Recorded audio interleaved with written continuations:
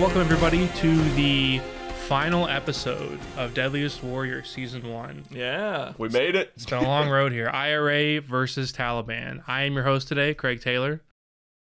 I'm Lucas. I'm Matt. I'm Brendan. And special guest, Dan's back. That's right. That's right. We got pretty full cast for the final episode. I'm excited. Another controversial one, Craig.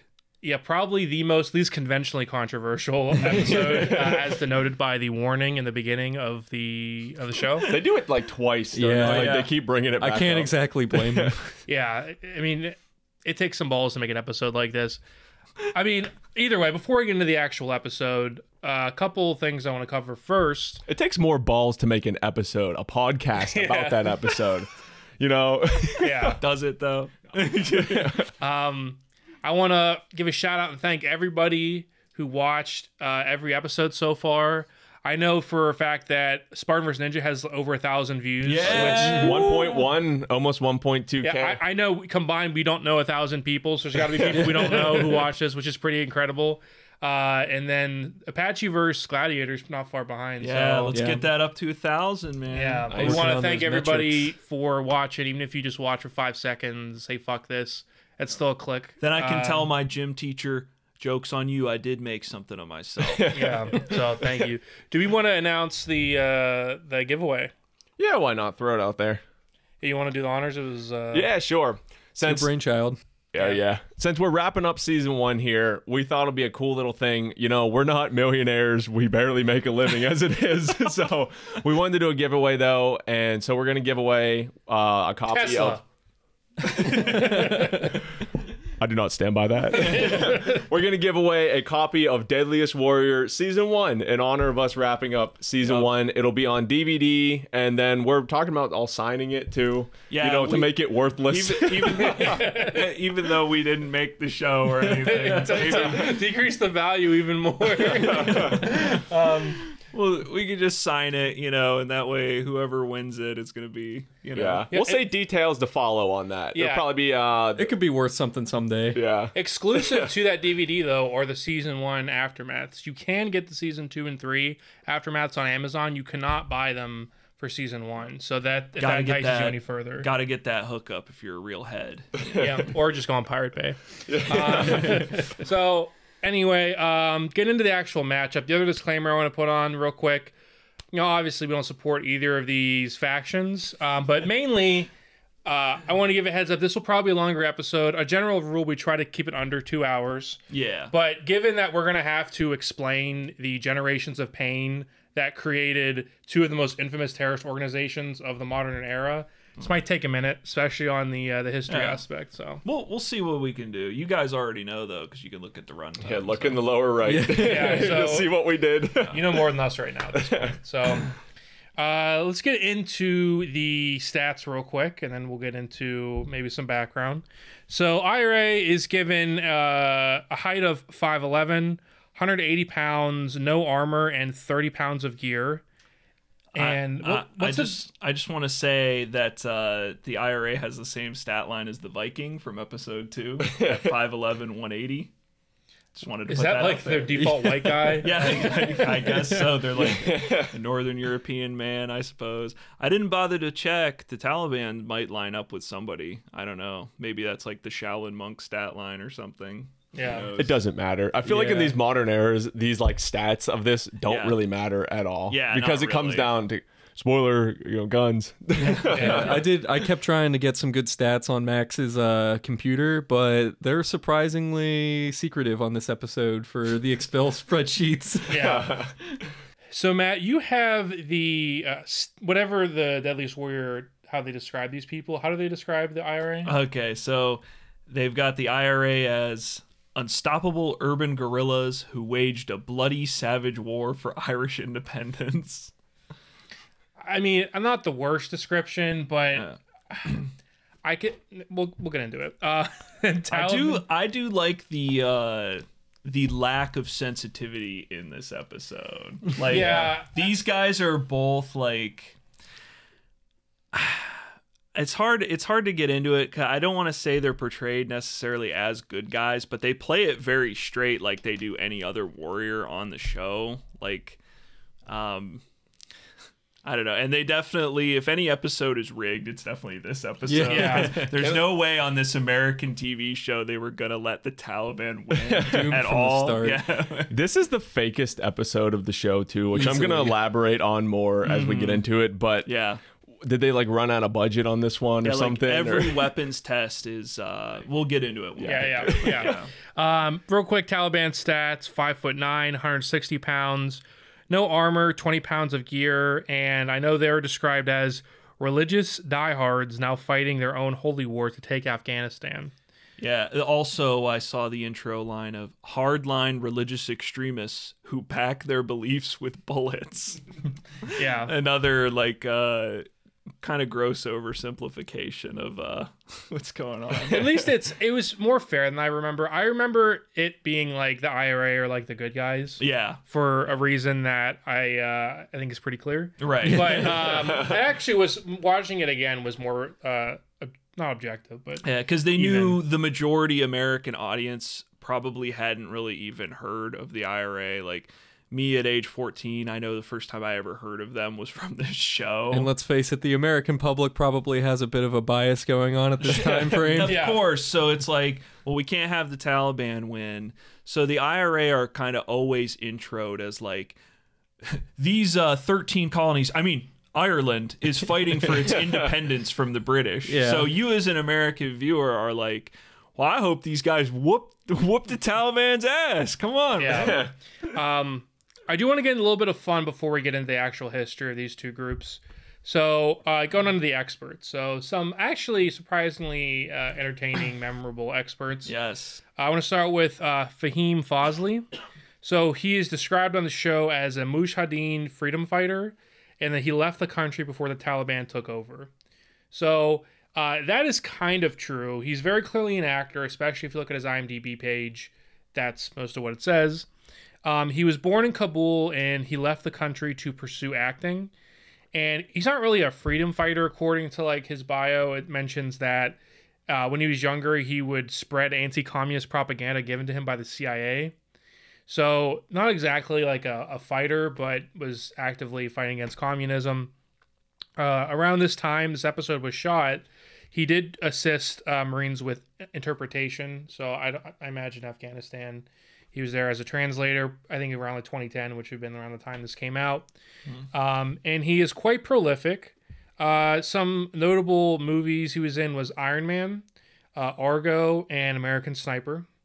Although I feel very bad for him. He's very clearly has a certain role, because Right. I did write some of his role descriptions. Typecast as Yeah. terrorist guy. Yeah, because here are his role descriptions, and I promise that this is not just cherry picking. This is like the majority of what I saw.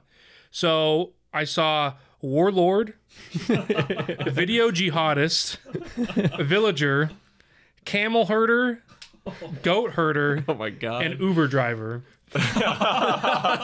So I feel bad for the guy. Yeah. If he's happy, I'm Yikes. happy. yeah. But I was like, wow, that's brutal. Glad he Go Hollywood. It says less about Mr. Fosley and more Yeah. about Hollywood, I think. Yeah, it's like, we need you to play, a goat or a camel herder. Yeah. It's like, I'm not doing that. That is against everything I stand for. Here's $1 million. Or where do I go? Yeah, right. Where the camels? Yeah. I'll lead that camel. I hope we got paid good for those roles. Yeah. Yeah. And the final thing I want to say about Fahim is my favorite, most important role he's ever done. He plays Saddam Hussein in season 3. No way. No, yeah, I was gonna. You stole my thunder on that one. I was tucking away for later.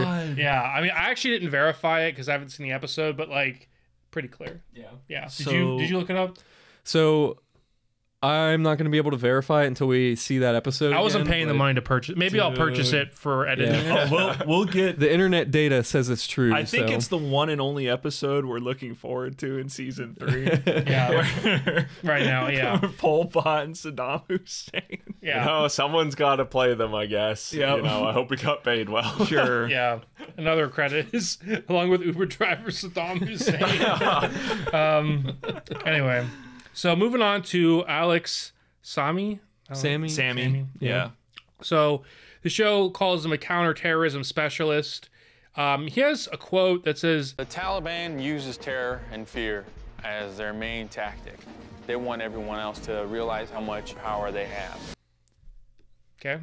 All right. It's kind of what even as a kid, I'm like, okay, moving on. So not a ton of info on him. His only acting credit is Deadliest Warrior. He does seem legit. A lot of different, I think like his resume or something he put on there of all the different counterterrorism units that he was in. And he now works at a security management company. In his bio there also lists a lot of his credits. So I'm presuming like they wouldn't put like just made up lies on there. So He has that where like lie on the internet. Yeah. Come on. he has that where he like struggles to deliver some lines, and his acting really isn't that. So you could tell he hasn't really like acted in much before, Yeah. like outside of this, which I is a guess. good thing. Yeah. Yeah. So he is legit. Probably pretty legit. Yeah. Of note, well, actually, we'll skip that because I'm sure you'll bring it up. I'm going to stick to the experts. Moving on to the IRA, we have Scotty Collins, who is described as an IRA descendant and historian, our favorite moniker. Yeah, and they specifically cite that he is the nephew of Michael Collins, who's like a major figure in the IRA, I guess. Yeah, he was the founder of what's referred to as the old IRA, which was like like way before like this IRA that I'm we're sure talking you about. guys will get it. Yeah, we'll cover that. Sorry, Craig, go ahead. That's okay. I saw nothing outside Deadliest War to support he was related to I have a Collins. great Scotty Collins story. So this was years ago. Obviously, I saw this episode, and I always remembered Scotty Collins because he's kind of memorable. He shows up again in the Back for Blood episode, and so I was at like a doctor's office or a dentist's office or something, and I'm sitting in the waiting room, and Judge Judy is on the TV. And Judge Judy's on the TV, and either the plaintiff or the defendant comes up, and it was Scotty Collins. Really? And he was billed, like his name on the show was Scotty Collins, just like from Deadliest Warrior. And of course, I couldn't tell anybody because nobody in the room knew. But I was like, that's the IRA guy from Deadliest Warrior. So It's like the moment like you see someone that's in something that nobody else would know, and your every bone in your body's just like, oh my god, it's this guy. yeah. You're like looking around. It didn't answer my question though of whether he's like an actor or not, because again, like are the people on Judge Judy real, or like is that some of that like fabricated? I don't know. Scotty Collins, it was just like some civil case over something. But look, if you guys can find that Scotty Collins on Judge Judy, Any Judge Judy know. fans? Yeah. Yeah, we covering that on the Judge Judy podcast. Listen, it was on in the waiting room. Okay. Yeah.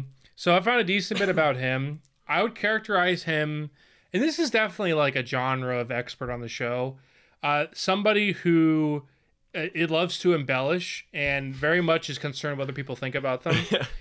I've never met the guy. This is just my impression. According to his IMDb bio, he actually wrote IRA vs. Taliban, or was a writer. I saw that. I was gonna see if anyone else. Yeah, he was credited as writing this episode. I find that hard to believe. I bet he was like, well, I don't want to say this. And then he was like, so he can add as a credit on his IMDb. I feel like, why would they have an expert be a writer on the show? So if the episodes are just scientific data speaking for themselves, why do you need writers? Because the show is fake. Yeah. Another piece of trivia, he says, written by him. He does at least admit that his IMDb bio is written by him, so I give him credit there. He says, with an uncanny resemblance to Gordon Ramsay, Scotty has become firm friends with the TV chef from Scotland. And I guarantee they just took a picture together. There's just one picture of them. Look at my notes right here. When I searched him, the first pick was with Gordon Ramsay. Yeah, I guarantee he met him once. It was like, we look pretty alike. And then that was it. Best friends. Yeah, even though he's like British. Gordon Ramsay was like, right, yeah, picture, fuck off. Yeah. So he's like, we're friends. He owns Scotty Collins Productions. Who else would own that? Not me. So, yeah, I guess.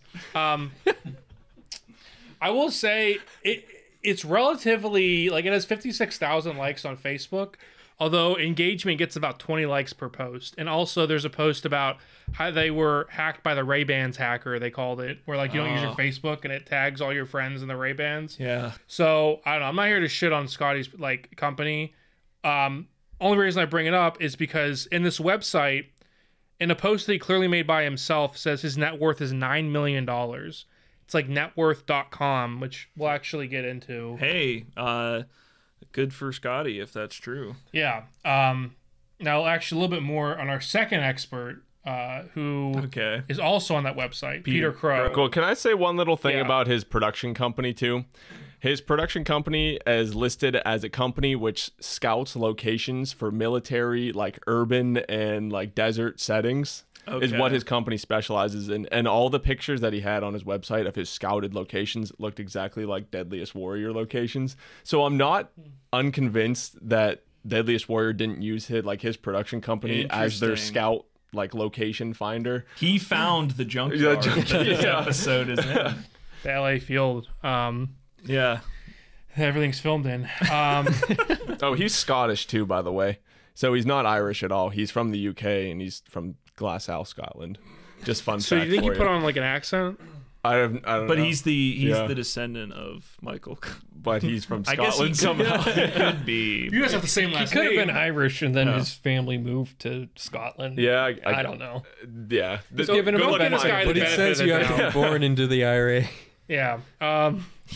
So Peter Crowe is the last expert. I call him a weapons expert, our other favorite moniker. Which I think for a terrorist organization doesn't really mean much. Like if you're a weapons expert for like the Spartans, you'd be like, oh, they would use this actually. They use this type of weapon, this time period. Terrorists just like fucking use like whatever's there. They don't have like a kit. I mean, I'm sure they have like a an loadout. MO. Yeah, but they're not like standard issue Taliban, this or that. Like it's just, they kill people. So my research, very little, somewhat entertaining search for Peter Crowe. It incorrectly attributes him on his IMDb to this blues guitarist. There's like a short film, looks like it was uploaded in 2006, of this blues guitarist named Peter Crowe.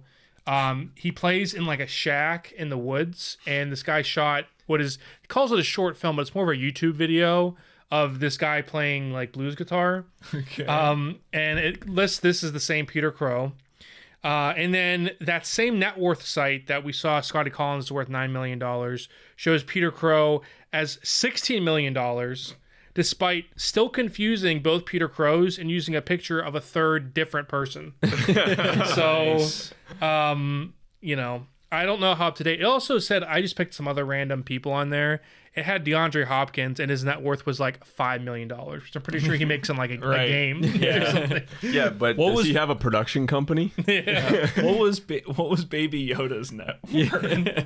I was gonna say, quick tangent. I like how people like treat net worth like a Dragon Ball power level. They're like, who's this person's net worth? I gotta know. Yeah. Like it's just the most bullshit website, but it was all like made up too. Like there was not much on like the Scotty Collins, but DeAndre Hopkins, it's like, well, it's not even like never mind. It's not worth getting into, but yeah, anyway, According to Yumpu.com. Yeah, some last bits about the introduction. When they introduce the Taliban, they use the same footage as the Green Beret Spetsnaz. A very effective cost-saving measure. So I give them credit for that. I have theories of whether or not they actually decided to film those on the same day. Just like, hey guys, No, it's definitely the same. Like the guy falls down. Like there's the Taliban shooting from like the roof or the building. Oh yeah. But, like, and the guy falls down the same way. The Taliban appear in both the reenactments. Yeah, and there are those guys, and then both Green Beret Spetsnaz appear in reenactments. There are later for the scenes that Taliban. show Spetsnaz too. Yeah. which is like. You know what else is sad too is I feel like the Green Beret footage from that is shot normal, and like the Taliban stuff has like this like brown filter over it, because even though it's the same location. How would you know it's in the desert? Yeah, though? they're in the desert. Yeah, I would. on, dude. You might actually think these people are human beings, the Taliban. If they shot it just normal, you might actually like look at them like normal people. But anyway, so. I want to finally get into the history here. So I want to start with Dan. Can you explain what created the Taliban? So the Taliban was born pretty much out of a power vacuum that happened after the Soviets pulled out of Afghanistan during their invasion. Afghanistan devolved into pretty much just warlords vying for control for a while. And the sad part about the Taliban is at the time they were kind of seen as like a force of stability. Like people saw the Taliban as like a unifying force that maybe something to be hopeful about. And then they took over and it's like, oh shit, we're in trouble. So I actually have some pretty good notes on this, if you don't mind. No, go ahead. I was just going to say, so to understand the Taliban's origins, you just want to go back to the Soviet invasion of Afghanistan. So when the Soviets invaded, there was they knocked out the state government and military in like a matter of days. But of course, there was still a lot of Afghan guerrilla fighters who banded together to fight against the invaders. And excuse me, they became known as the Mujahideen, which has a few different translations, but roughly means those engaged in jihad. And jihad is a term we've all probably heard that has a lot of different translations too, but is an Islam term that just means to struggle or to go to battle against an enemy of Islam. So Mujahideen just means like you are engaged in a battle against the enemies of Islam. So the Mujahideen was comprised of many different factions and tribes of Afghans, and they were all united under the purpose of throwing out these communist, atheist invaders out of their homeland. Now, Afghanistan's neighbor, Pakistan, feared that the Soviets would invade them next, so they began providing training to the Mujahideen forces. They brought them in and gave them formal like military training, and it's through Pakistan that the American CIA was able to funnel weapons to the Mujahideen fighters. So America is Allegedly. America is responsible for initially arming like the Taliban, what would become the Taliban. Most famous example is we gave the America, not me, but America gave the Stinger surface-to-air missiles to the Mujahideen, which allowed them to shoot down Soviet helicopters. So that really turned the tide of the war. And Soviet forces leave Afghanistan in 92, which kicks off the period known as the Afghan Civil War that Dan mentioned. From the chaos of this civil war, the Taliban emerged as a powerful faction. They promised to restore peace and establish a pure Islamic society in Afghanistan. And their religious fervor and extremism attracted a lot of people to their cause. And by 1996, the Civil War was over, and the Taliban controlled more than 3/4 of Afghanistan. So I can get into, I have another little section here that just talks about what the Taliban rule is like in Afghanistan. So when they took over, the nation of Afghanistan had just been through more than 20 years of war. Over 1 million Afghans had died, and the country's infrastructure had been annihilated in the process. They got no education, hospitals, or sewers or roads set up. The Taliban governed under Sharia law, which is a legal system derived from the Quran. I'm not like a scholar on Islam, so I'm not really going to go into it because I wouldn't do it justice, but I can tell you that it is a very like repressive system. So essentially under Sharia law, everyone has to be a Muslim and participate in an extreme form of religious practice. You know, it's however the your local priest, who of course is approved by the Taliban, however that guy is translating the Quran to you, because a lot of these folks can't read because they don't get a formal education. So if you're a non-believer or you believe in a different religion, you go to jail or you're killed. And women are treated as second-class citizens under Sharia law, and they're considered to be subservient to men. While the Taliban ruled Afghanistan, they rarely met with non-Muslim foreigners, and they demanded a lot of strict protocols from any female diplomats coming into the country. And the last section I have here is modern history that a lot of us probably know. The Taliban allowed the terrorist group Al-Qaeda to set up training camps in Afghanistan. And after the September 11th attacks on the United States, which Al-Qaeda was responsible for, the United States decided to invade Afghanistan in the global war on terror. The United States was there for 20 years and would eventually leave Afghanistan in August 30th, 2021, which is not far back from when we're recording this.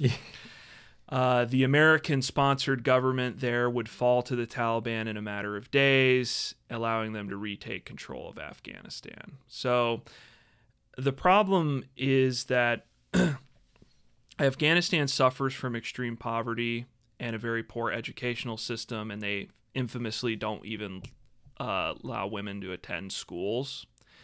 So this makes it very easy for them to radicalize like a lot of young men for their cause.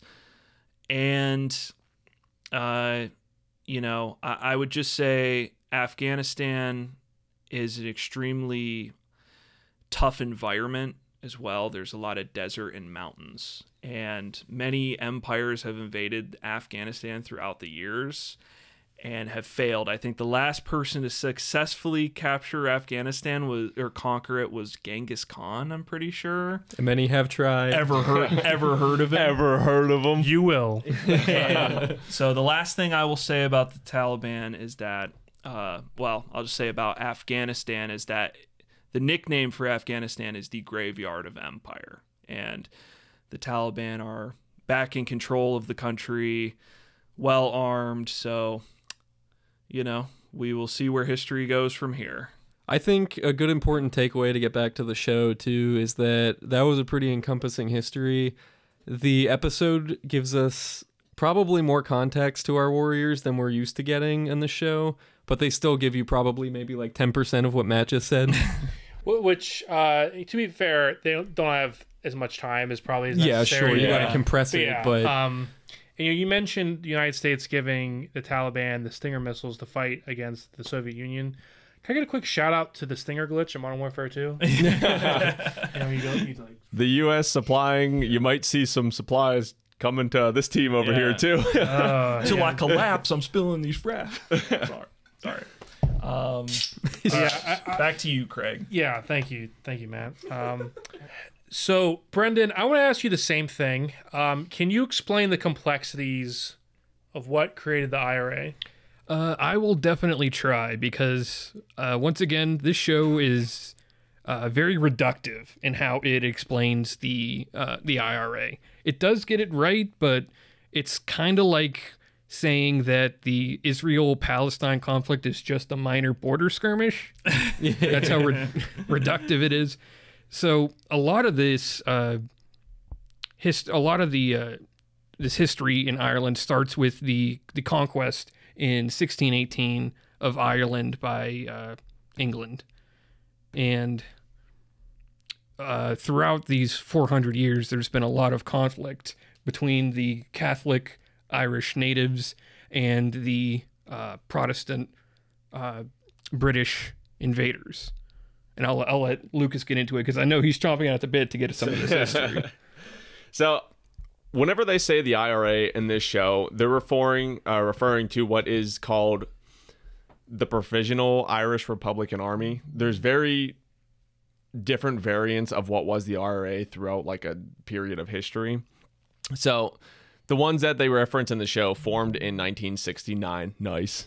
To end British rule in Northern Ireland. Same year that the Haunted Mansion opened at Disneyland. Continue. They formed from what is known as the Old IRA, which fought for independence from Britain from 1919 to 1922. And in 1921, the Anglo-Irish Treaty was signed, which ended that first conflict. Okay. And then this split what was the Old IRA into the Irish National Army, which was like the supporters of the treaty. And then there was the anti-treaty IRA who didn't support the treaty. And then the anti-IRA kind of fell back into the shadow for years. And then they kind of reemerged in little battles, and they were declared a terrorist organization in the UK and deemed an illegal organization in the Republic of Ireland. Then they became a dominant faction in 1972, shortly after the period called the Troubles began, which is like the big conflict and which is like the time picture that the Deadliest Warrior is kind of pulling them from.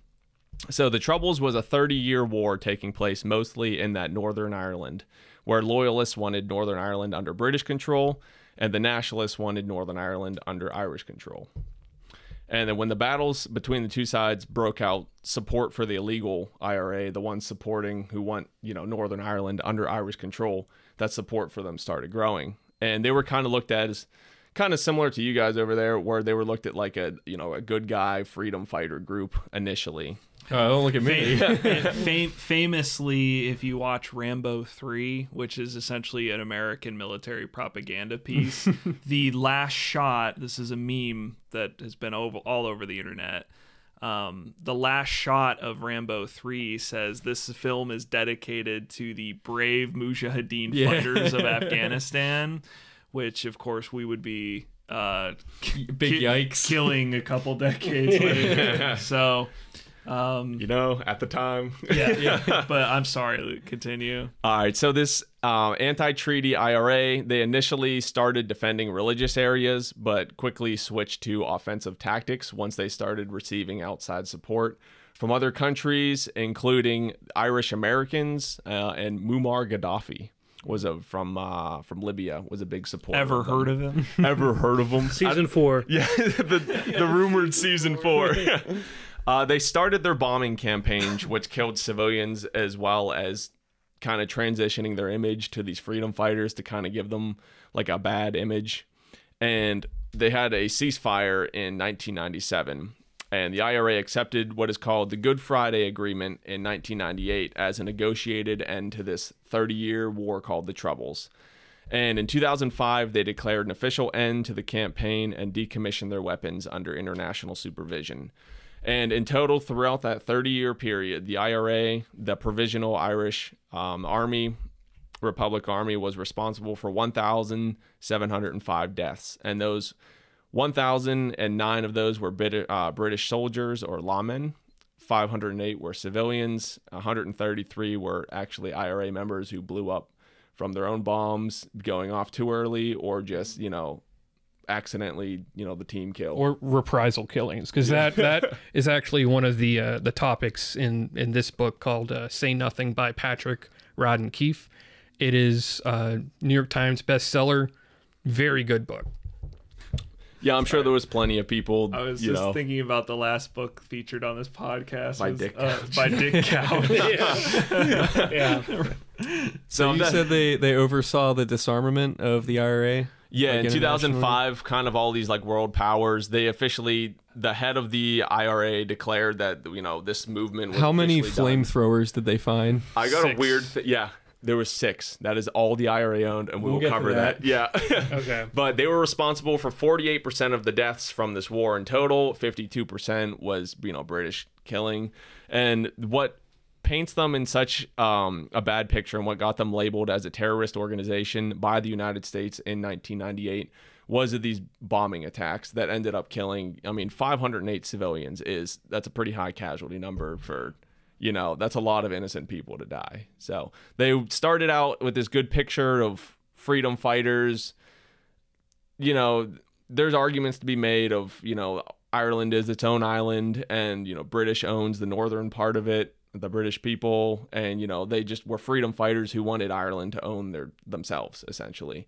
But the way they went about it is what got them labeled as a terrorist organization. Yeah. Fascinating stuff, boys. Good research. I will say this is one of the better mashups in the show, which we'll probably get into in the conclusion. So exciting stuff. Who's going to win? The IRA. So finally getting into the weapons. Starting out, we got the LPO-50 Flamethrower. It was first used in 1968, which they used that first use. I assume they mean when this organization first used them, or yeah, I noticed that too. They have never had that moniker on there before. It's really strange because when I looked it up, I only found that this model was first used or encountered by U.S. people in 1968. which is pretty strange, and that was used by or 1967, I should say, during the Vietnam War, where the Viet Cong... So is that what they mean by first used? Yeah. Like the LPO-50 was first used there? It was used in like one major event. That's what I was gonna ask next. Like, what was the event they referred to in the show? Well, it was a... all right, we'll get into that. We'll get into it. I just want to get to the stats. Yeah. So a range of 70 yards, 3 set point or 3/4, 7, I don't know. Gallon tanks. I don't know. 3.7 gallon tanks. So those 3 tanks that were 3/4 of a gallon. I was trying to think the best way to describe this figure. You can see it on the screen. There's no way their equivalent model can reach out to 70 yards. And the ammo is thickened diesel fuel. So I'll let you get into it, Brendan. I guess my first question, like, are flamethrowers like real? Like, Yeah. Okay. Absolutely. So what are they used for, and what is this event that you're alluding to? Well, the first event I was alluding to was not actually by the IRA at all, but it was by the Viet Cong in the Vietnam War, where they massacred a village of South Vietnamese, which is, I think that's where they got the number from, but I didn't find anything about the IRA using it, except for this one particular attack in the 13th of December, 1989, where they attacked a dairy yard checkpoint. They mounted this flamethrower on a truck with 2 50 caliber machine guns as well, but only 2 British soldiers died during that attack. I'm not sure I think this may be one of the only weapons that the people who used it probably did not kill anybody with it. Yeah. Do you think, because they show like a reenactment for the LPO-50, and it's an IRA guy hops out of a van and sprays 2 British guards like at a gate and kills 2 British guards with it, and then they hop back in the van. I also want to mention I clocked it at 7:02 in the episode, so 7 minutes and 2 seconds in that van where the flamethrower guy hops out, there's a Garfield air freshener hanging from the mirror. And the opening shot is not a shot of the van. It's from inside the van, and it's of the Garfield air freshener, and you could see it just bobbling around in the van throughout the whole reenactment. That'll 100% be in the edits. Yes. Unfortunately, that great reenactment was not accurate to what actually happened. Yeah, There was no Garfield air freshener. I can't say that for sure, but we just need to ask the people that were there.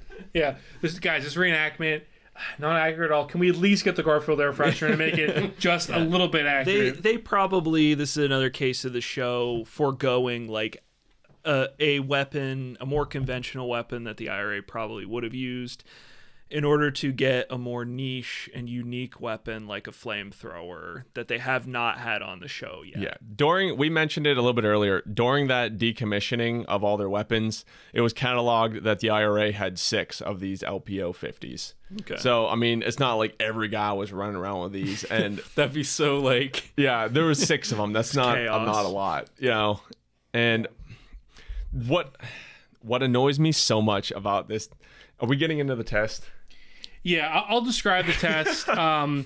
So they say that they don't actually test the LPO because it's Russian and not available in the United States, which... It's banned. This is the first time Deadliest War has ever been transparent about anything. Yeah. Which is nice. I wonder if it was in the season, they're like, please just let us say this one thing. So, yeah, it says it's Russian. That means it's banned here. It's just because flamethrowers themselves that spew like that napalm-like substance are just banned as like... I'm pretty sure with like some wartime treaty that they're just weapons of destruction. They clearly got some kind of like explosives guy that had a license for this episode, because every single test is just that guy setting up some kind of explosive, and then he probably is the guy manning the flamethrower as well, I imagine. This episode, we definitely got the clearest look of the pyrotechnics guy yet. I don't know if flamethrowers themselves, because you can own like a propane torch, which is, spoiler, what they use for the test. Yeah. You can own like a propane, there's gardening tools you can go and buy that are propane torches. But I'm not sure if all flamethrowers that use that like thickened fuel are banned, or if just the LPO-50 is specifically. Great. I think it's all of those. I all of agree. those are I could banned. see that. You forgot to mention Is it the cockroach thing?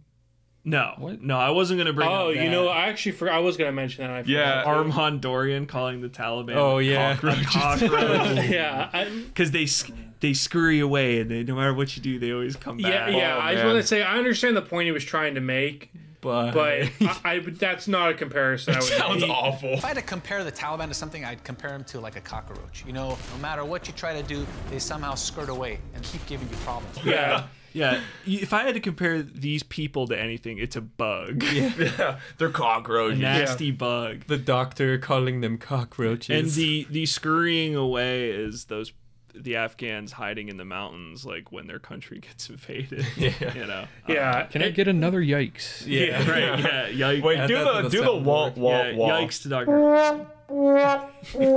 Yeah. I mean, the other thing I just wanted to mention of equal importance on the IRA side is in the beginning, the crew gathers around. They have like a little show and tell of IRA footage. It's clearly edited onto a static computer monitor. That's 'cause what they're I all was trying to they're all figure out. gathered around, and it's like, It's green screened onto the computer. yeah. So that was it just looks so unnatural. In Belfast, every single fucking day there'd be an incident. Yeah. Yeah. That. But anyway, moving on back. Well, not moving on. Moving back into Yeah, sure. the LPO. A few more notes on the test before we get into it, Lucas. The test is so wonderful. Yeah, the IRA, the Taliban guy says, probably the first time I've heard this on the show, he says, Once you're burning, you're burning. That's it. Crispy critter. But who's gonna just stand there? and I was like, you know what? You're right. God damn it, you're right. We get that. So that gets dropped like 3 or 4 times in this Oh, it's episode. obnoxious in this one. And at this point, I feel like it's not something the producers would tell them to say because it's every episode and it's multiple times per Yeah. I episode. want the producers to be like, listen, just don't say this. Do not say that you wouldn't just stand still. Yeah. I wonder how much that happens in season 2. I'm curious when we watch to see if that we get line it. gets said, or if the producer went back and watched the show and was like, all right, I need to make sure that doesn't get said. The Like producer's just a every episode. goldfish, and he's like, "That was a funny line." That was a funny line. Well, so Can you explain what test they do for the flamethrower? yeah, they take a bunch of Macy's mannequins, dress them up in Taliban like turbans and beard. They all look like Osama bin Laden. They all look like the puppets from Team America. Yeah. World Police. Craig, I just And they're have in a note. cave. I have a note for you to just like freeze frame on the one on the left for a little bit. Just let that soak in for a minute. Yeah, it's like that might be the most offensive thing of the episode. I mean, I guess they look like Taliban, but they're so cartoony that like It's so racist. I know it's like you can just see like these angry little kids being like, yeah, like, And they're hiding in caves. And the IRA is like, this will flush them out of their caves. Well, he goes, this will flush them out of their hole. I mean, cave. Yeah. And it's Yeah. like, wow. Big save. Just no, yeah. Yeah. Well, Alex brings up a legitimately good point about the flamethrower, unlike the moving thing, where he says that using a flamethrower in that scenario, you would be immobile and it would be a suicide mission, which Yeah. I feel like I don't know what the tactical usage of a flamethrower would be, but if you're talking about a gunfight, presumably like 5v5, the flamethrower guy's gonna get fucked because like you can't approach somebody with a giant flamethrower slow as shit and not expect to get blown up. I mean, historically speaking, even with tactical use, like in World War II, when those were very common, like that was considered a very dangerous job. Yeah. They were Yeah. like, You could they use- used them in trenches a lot too to Yeah. engulf the entire, and the You could use it in a cave. Like you Yeah. could spray inside a cave. I think the problem is like that was practically used in something where you'd land on an island and you'd be fighting the Japanese, and the Japanese would hide in caves and they'd, incinerate like everything in a cave. Yeah. Like flamethrowers are designed to Yeah. like attack bunkers. Yeah, And, and like, bunkers. forestry Consume too. all the The- oxygen the of idea, people hiding inside. The idea that like an IRA guy would be walking around the mountains of Afghanistan with this giant thing on his back, like he just out of breath, just like Jesus Christ. Well, even that, they're And then- urban fighters too. Like, you're like walking down the street going to like, Macy's, you're like, Hey, what's that guy over there with that flamethrower? My open carry flamethrower. I'm glad you pointed out that they're Macy's mannequins, because Dan pointed this out, that the one on the outside that gets torched and you get to see it's burning the clothes off of it. And you can see that the mannequin is just chiseled. Ripped. He's like got an 8-pack in back, so it's clearly like the men's underwear section of Macy's. Like, Yeah. The shirt like burns open and it's just like this glowing 8-pack. that Taliban guy is just in the cave every day, just like doing bicep curls. Just like, I gotta get ripped. Can I address this test now? Yeah. Can I? ahead, Okay. So they use this stand-in flamethrower, which to me, the best of my like research, it looks like a propane torch where they put propane and possibly air under pressure. It's obviously not using any type of napalm or diesel fuel because they leave behind residue and they burn the ground. And it has this distinct hiss or whine. I know I've seen this. I could not find the exact model of whatever they were using, but I know I've seen it in like, Mythbusters and other TV shows before. And this is the worst test because They stand there. yeah, they just stand there. The LPO itself, the real flamethrower, if you look up like, even World War II flamethrowers, those ones that would actually spew that, thick fuel and they would burn the ground, they have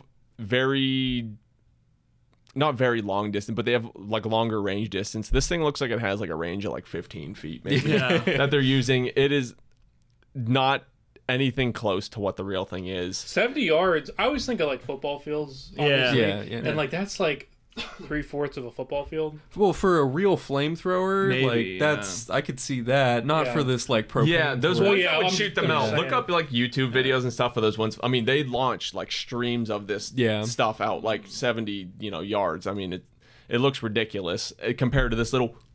I want to say, when they're talking about what's in the flamethrower tank, there's a couple like little gems in this episode that I just kept honing in on, and one of them is Scotty Collins is talking to Jeff, and he's talking about what mixture is in in the tanks of the flamethrower, and you can tell he's just bullshitting. He has no idea. He's like, so what are you using in the tanks? What kind of fuel? Oh, you get nitrogen, you get on one side, you've got gelatin, mixture of petroleum on the other side, and napalm. Okay. Same effect as napalm. similar to napalm? Yeah, it's similar to napalm. It doesn't exactly. I was like, he has no clue. No clue what's in there. He's just like, yeah, you're right, napalm. That's So what it is. you tell me. On the show, they can admit the fact that they can't use a flamethrower, but they won't admit the fact they can't get a real RPG. That they can't get their hands on an Bullshit. RPG. Yeah, well, And here's a strange fact for you. In 1972, the IRA purchased RPG-7s from an unknown source in Europe, and they were more plentiful than the LPO. Yeah. And they had like 22, I believe, during the disarmament. we can get into that because you certainly have a great point there. but without the RPG, you can't have the image of a guy in a turban and a long beard holding an RPG, which is the only thing they care about. So Let's get into that RPG. Yeah, I'm done with the flamethrower. Yeah. It's bullshit. Can I just say one more thing? Flamethrowers do not explode when they get shot. video games That's lied a to me. That is just not a myth. true? Okay. That is not true. That is. It's You probably need to use like specific incendiary rounds, you'll just ignite the fuel. It'll just make a hole. Didn't they do that? I mean, the guy will probably have a significant emotional event, but Yeah, I feel like 99% of like war stuff that most people know just is because it's in Saving Private Ryan. And because that happened in that movie, which Spielberg was like, this will be a cool shot if a guy gets shot in a flamethrower tank and it explodes. Now everybody in the world is like, oh yeah, every time I play Call of Duty, I just shoot that guy in the flamethrower. So getting into the RPG stats, first used 1961, range of 920 yards, which that seems extremely far. I mean, why not? I have a little bit of fact check Okay. for it when we get to it.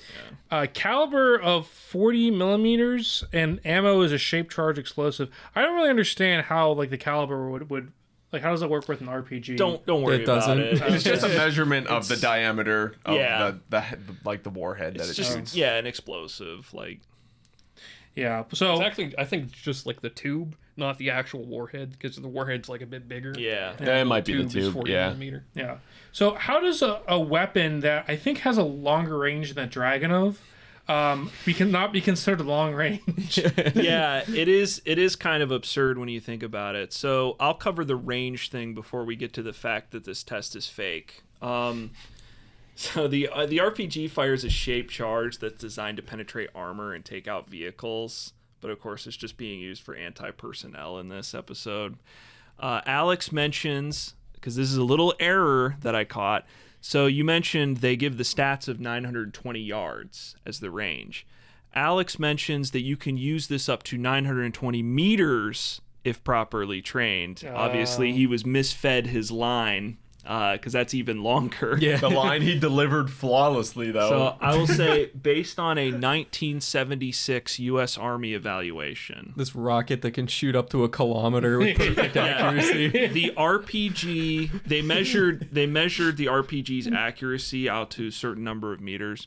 So from 50 to 100 meters, it's like 96% accuracy or above. Once it reaches 200 meters, which for our Americans out there is 656 feet. Thank you. That once you reach 200 meters, the accuracy drops to 50%. And they maxed range that they tested. So Alex says 920 meters, and he keeps saying it in this episode, and they don't correct him. The max that the U.S. Army tested was at 500 meters, and the accuracy rating dropped to 2%. So this, I will say to Alex's credit, that he keeps saying the 920 meters thing, which is wrong, completely wrong. But the other line he keeps saying is that you can shoot this out to 100 meters with like no training. Like he keeps bringing that up. I'm not sure if that's true, but like 100 meters is sort of like the 100% effective range of an RPG 7. So, yeah, I don't know. It's probably got a longer range than an AK-47 because obviously you don't want to shoot this when someone's right next to you. Like you don't want to shoot it at someone that's right next to you. The street in an RV. Yeah. Yeah, has it got any history on the RPG? I don't know. Iconic kind of Soviet era weapon that Taliban ended up getting a lot of.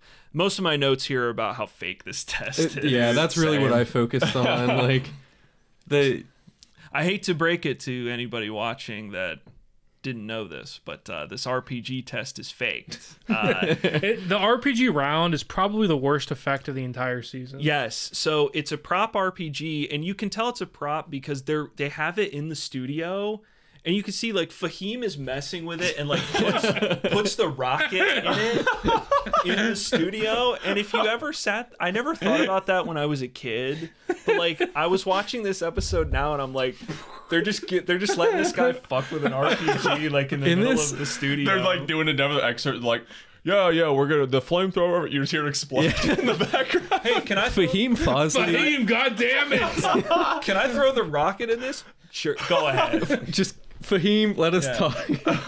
He's probably my favorite episode. He's like, he turns it around. Doing that thing where you like look down the barrel. He's probably my favorite expert on Deadliest Warrior next to Sonny.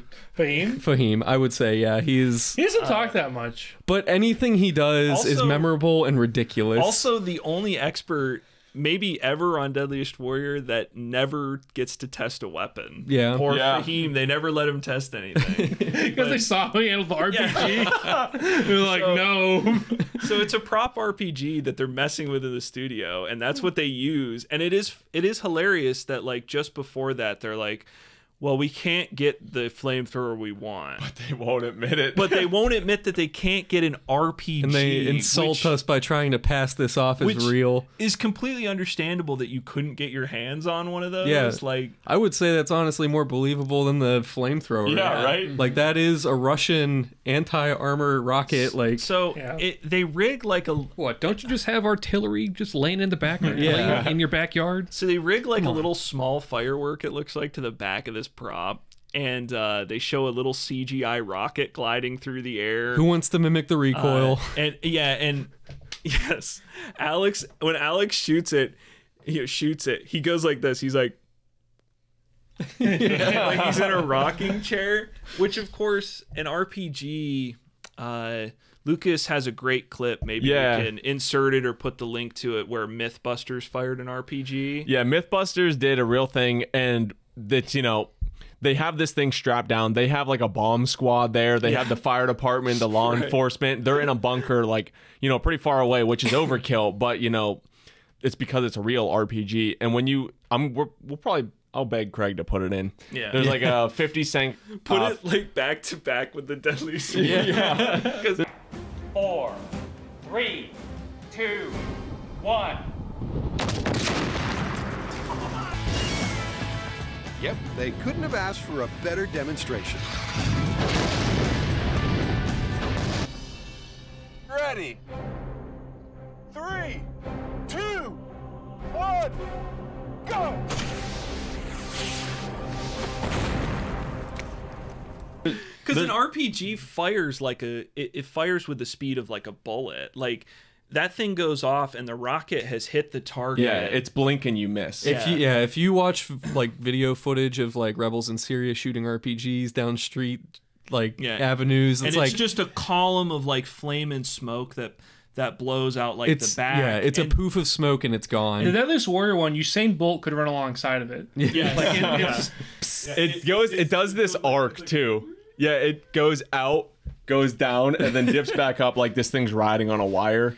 Watch the real footage, and you can even see like the perfect demonstration of how it's like a charged explosive meant to go against armor, because it shoots at, they shoot a trailer with it, and it shoots out the back of the trailer, and it's literally like a blink and you miss, and it's a much more violent detonation from the actual tube. It also isn't like in a straight line. It's like it reminds me of the Mega 64 Phantom Pain, where they have like the little arm on a camera. Yeah, and it's like this. Yeah, it's the same. I'm kind of. Will you guys mention how this was brought up in the aftermath? Was it brought up in the aftermath? Remember the Call of Duty kid? You watched the aftermath? I did watch the aftermath. I just maybe it's in Back 4 Blood. He talked about the accuracy. Yeah, he says like, as we know from video games, RPGs are very inaccurate. As depicted in modern media, the RPG-7 is very inaccurate. You're right. There's a question where he's like, and movies and video games have led me to believe, and even Kieran Elliott is reading the question and goes, movies and video games. Well, that's a great source. If you want like proof that this is a fake thing too, it's a dummy round going down a line. When you watch the real footage too, as soon as it leaves the tube, there's like 4 fins that open up on the back of a real RPG to stabilize its flight, and those aren't present on the Deadliest Warrior like dummy round at all. That's a good point too. And so obviously they just have like rigged explosives in this shed. And I would like to mention real quick that the mannequins they use in this test, again, is clearly like a generic mannequin, and they spray paint its face brown and then spray paint facial hair onto it, like black facial hair. And I'm like, they're doing like, all their mannequins look like the props from Team America. Yeah. Like just like, except that movie's trying to be over the top to be funny, and this show is just like, well, this is what the Taliban look like. Yeah. You can definitely tell that this was made in that era of American media where just everything was... Yeah, where it was like every antagonist was... War on terror. Peter Crowe has a great rebuttal to the RPG test, which can fire from 1,000 meters, and he says... But do you think the IRA would be standing outside a shack, just standing around going like... The IRA would have lookouts around waiting for you coming. They'd have lookouts around waiting for you to come. That guy is an RPG. Oh shit! How does Max factor the IRA lookouts into the scene? Yeah. It's like he's an Irish guy with binoculars, and he's like, boy, he sees an RPG, and he's like, oh shite. He sees the way he's on fire the RPG, and he's like, boys, we got 5 minutes to get out of here. Well, nobody stand still. It's going so slow they can shoot it in midair. Pulls up binoculars, just like, come on. No, somebody hits it with the slingshot. Somebody pulls out the slingshot, and he's like, oh, I've got it. Throws like a rock in there, and he's like... So we're 0 for 2 on real tests now. These are both fake tests so fake. far. One they've admitted is fake. The other they decided for whatever reason, they're like, we could fake it with the RPG.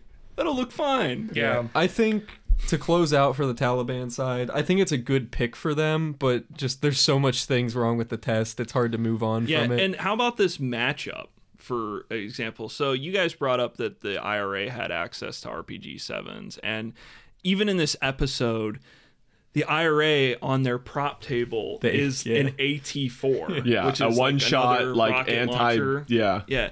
And I was like, they so clearly wanted to get something different, like a flamethrower on here. But a flamethrower versus an RPG is such a stupid, like, what's better? Yeah. I don't know. Do you need to burn something or do you need to blow something up? Like, what would you rather have? And am I against a group of like 20 guys? Do I want to burn them, or am I up against like a tank? And I kind of drove myself into a little bit of a psychosis thinking about it way too hard. Because it started like with me just riffing on it for the episode, and then I started thinking, well, what is better? And it leads you down this road of like how little you know about this simulation, probably because it's fake. Because I'm like, well, are they fighting in a building? What distance are they starting from? With an RPG in a building.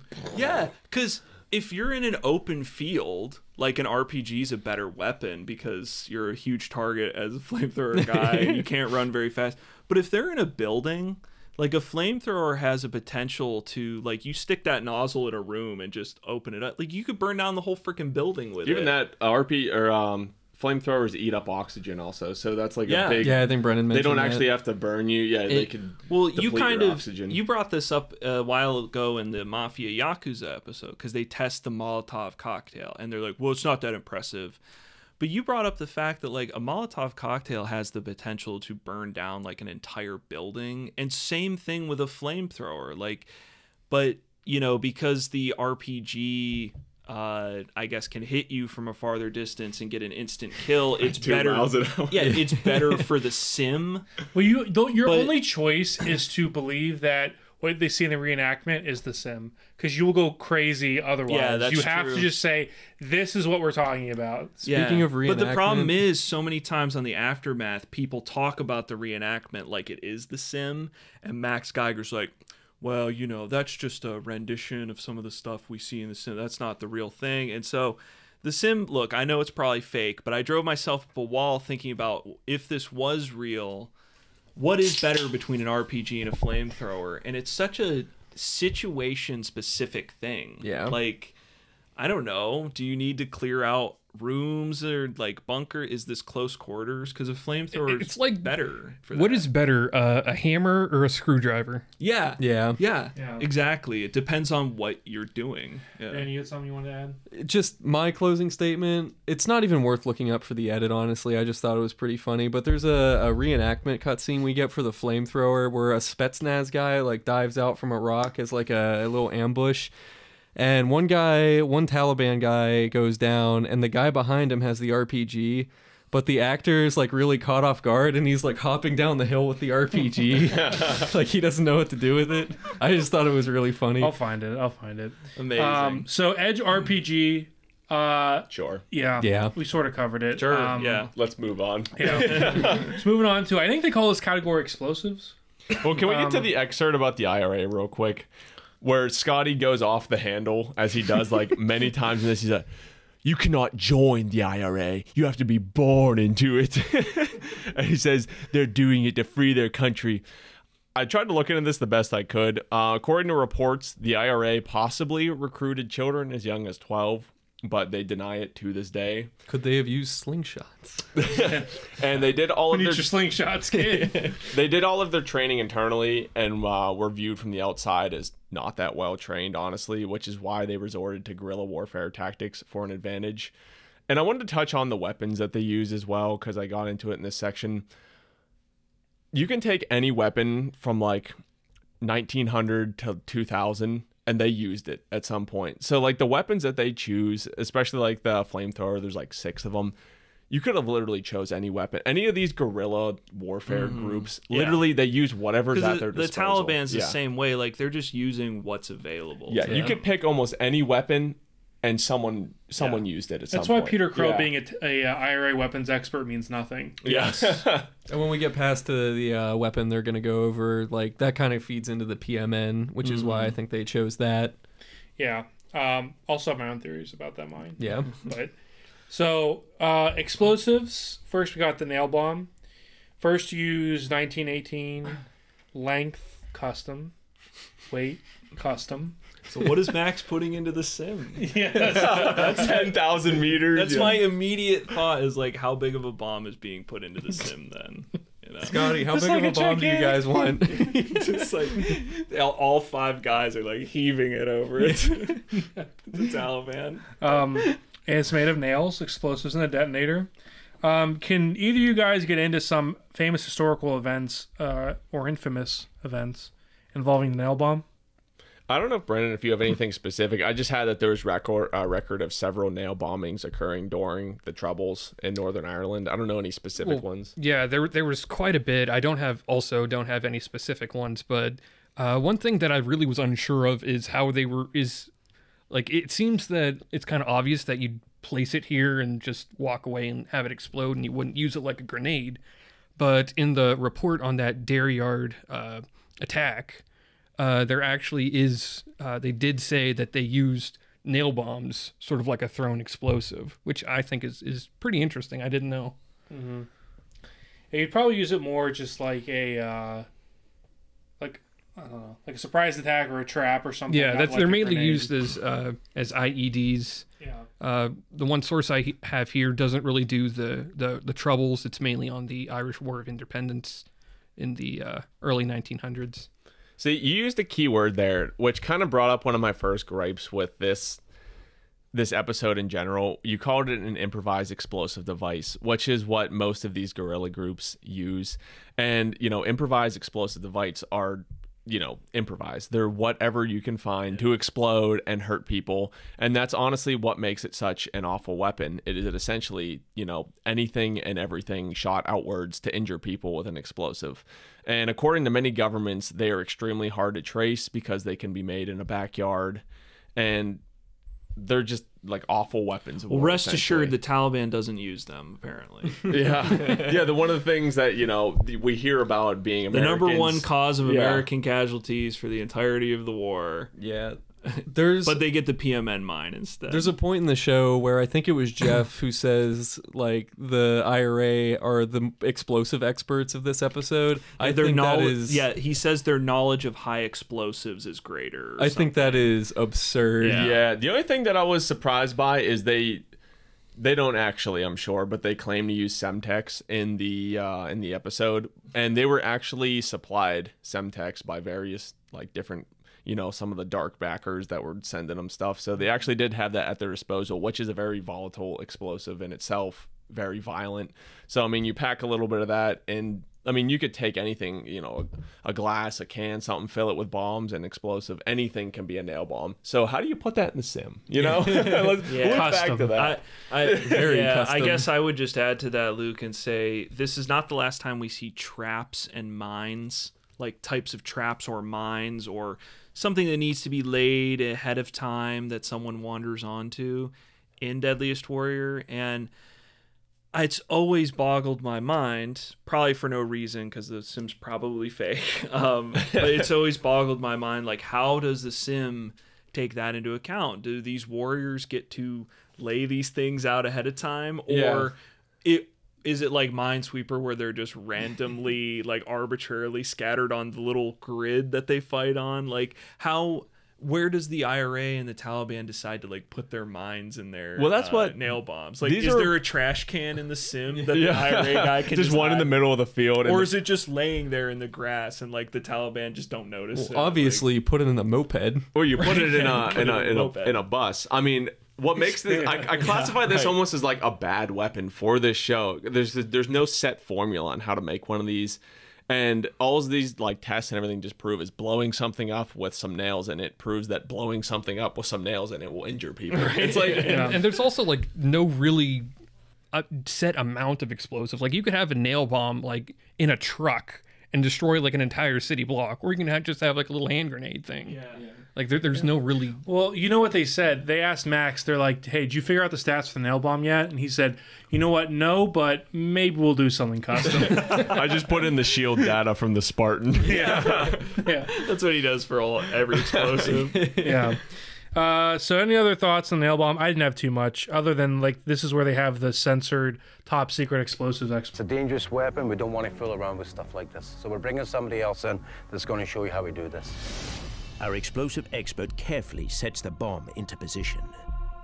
Yeah, that guy was like, why'd they even show him? They could have just said that and to not make it look showed cooler, or like this. Is this guy in the IRA? This is like, for real. He's in like a jean jacket with like Hell's Angels on the back. For the same guy who plants the explosives for the PMN and the RPG, we're gonna show him for the nail bomb test. They put a moped in the test for some reason, just so you don't forget it's an urban environment. Right. What's causing those flames? I think it was the moped. Oh yeah, you're right. That's what he said. Yeah. So, moving on to the PMN. It was first used 1973. 5 inches in diameter, weighed 1 pound. Who cares? Metal case, TNT, and a fuse. Did you guys find any interesting history about the PMN mine? Interesting history? Sure. So the PMN mine is unique in that most anti-personnel like pressure mines have a very like low yield explosive. So maybe like 20-30 grams of like TNT in there that will like take your foot clean off, and that's been like the standard. The PMN is unique because it has like 4 or 5 times as much TNT packed in there, so it's particularly fucked up because you're not talking about just your foot. It'll like amputate your whole leg in one go. So it's a very common mine in like Eastern Europe. It's like copied a lot, so there's like Bulgarian versions and like Burmese versions. I know there's a Chinese version. China makes their own. You guys might not know. Is that a mine that's designed to go after vehicles? Or is it like an anti-personnel? I think it's an anti-personnel mine. Okay. Yeah. I wasn't sure because I didn't look into that at all. I'm pretty sure it's meant for people. It's fucked up in how much overkill it kind of is. Yeah, but that's what I kind of saw. Yeah, I was like... Okay, Dan, I gotta ask you. Yeah. Did you find any... I could not. Any, like, hard recorded evidence that, like, the Taliban, this is a Taliban specific kind of weapon? No, the only reason I could see the Taliban getting their hands on PMN mines is if the like Russians had them left over and they were like, "Ooh, free mines." I saw stuff like that. A lot of the Iraqi militia, very common in the Iraq War. Yeah, used like because they had supplies from like the Iraq army and stuff. They had PMNs provided to them, and so Iraqi militia would leave PMN mines around, but like I couldn't find anything about the Taliban using them. Like, well, I have a your more common thing is IEDs. Well, like, I was gonna say my theory is that they wanted to do IEDs, and this is a proxy for the IED, but they're like, an IED could be anything. We can't just put custom stats for like an explosive. Even that, is it because American audiences are watching too, and they don't want to like this is IED, you know what? You know, we hear over here, oh, this maims and kills. Bit of a sensitivity pick. I wrote on here that I'm not sure why the IRA is given an IED, but not the Taliban. But I think I answer my own question maybe with the next sentence because I wrote the IEDs were the #1 cause of casualty of U.S. forces in the entirety of the war. And that might be why it's not a weapon used in the show, because there probably a lot of people have like sensitivity to them because people know people that have been blown up by IEDs. Yeah, or they were maybe they've so been common in an incident too. with one themselves. So the PMN might just be a little more politically safe. I think it's thing to use. Reasonable to assume that the Taliban could get their hands on PMN mines. I don't think it's the realistic choice for a fight like this, but again, for the factors we have discussed. The PMN mine allows them to do this.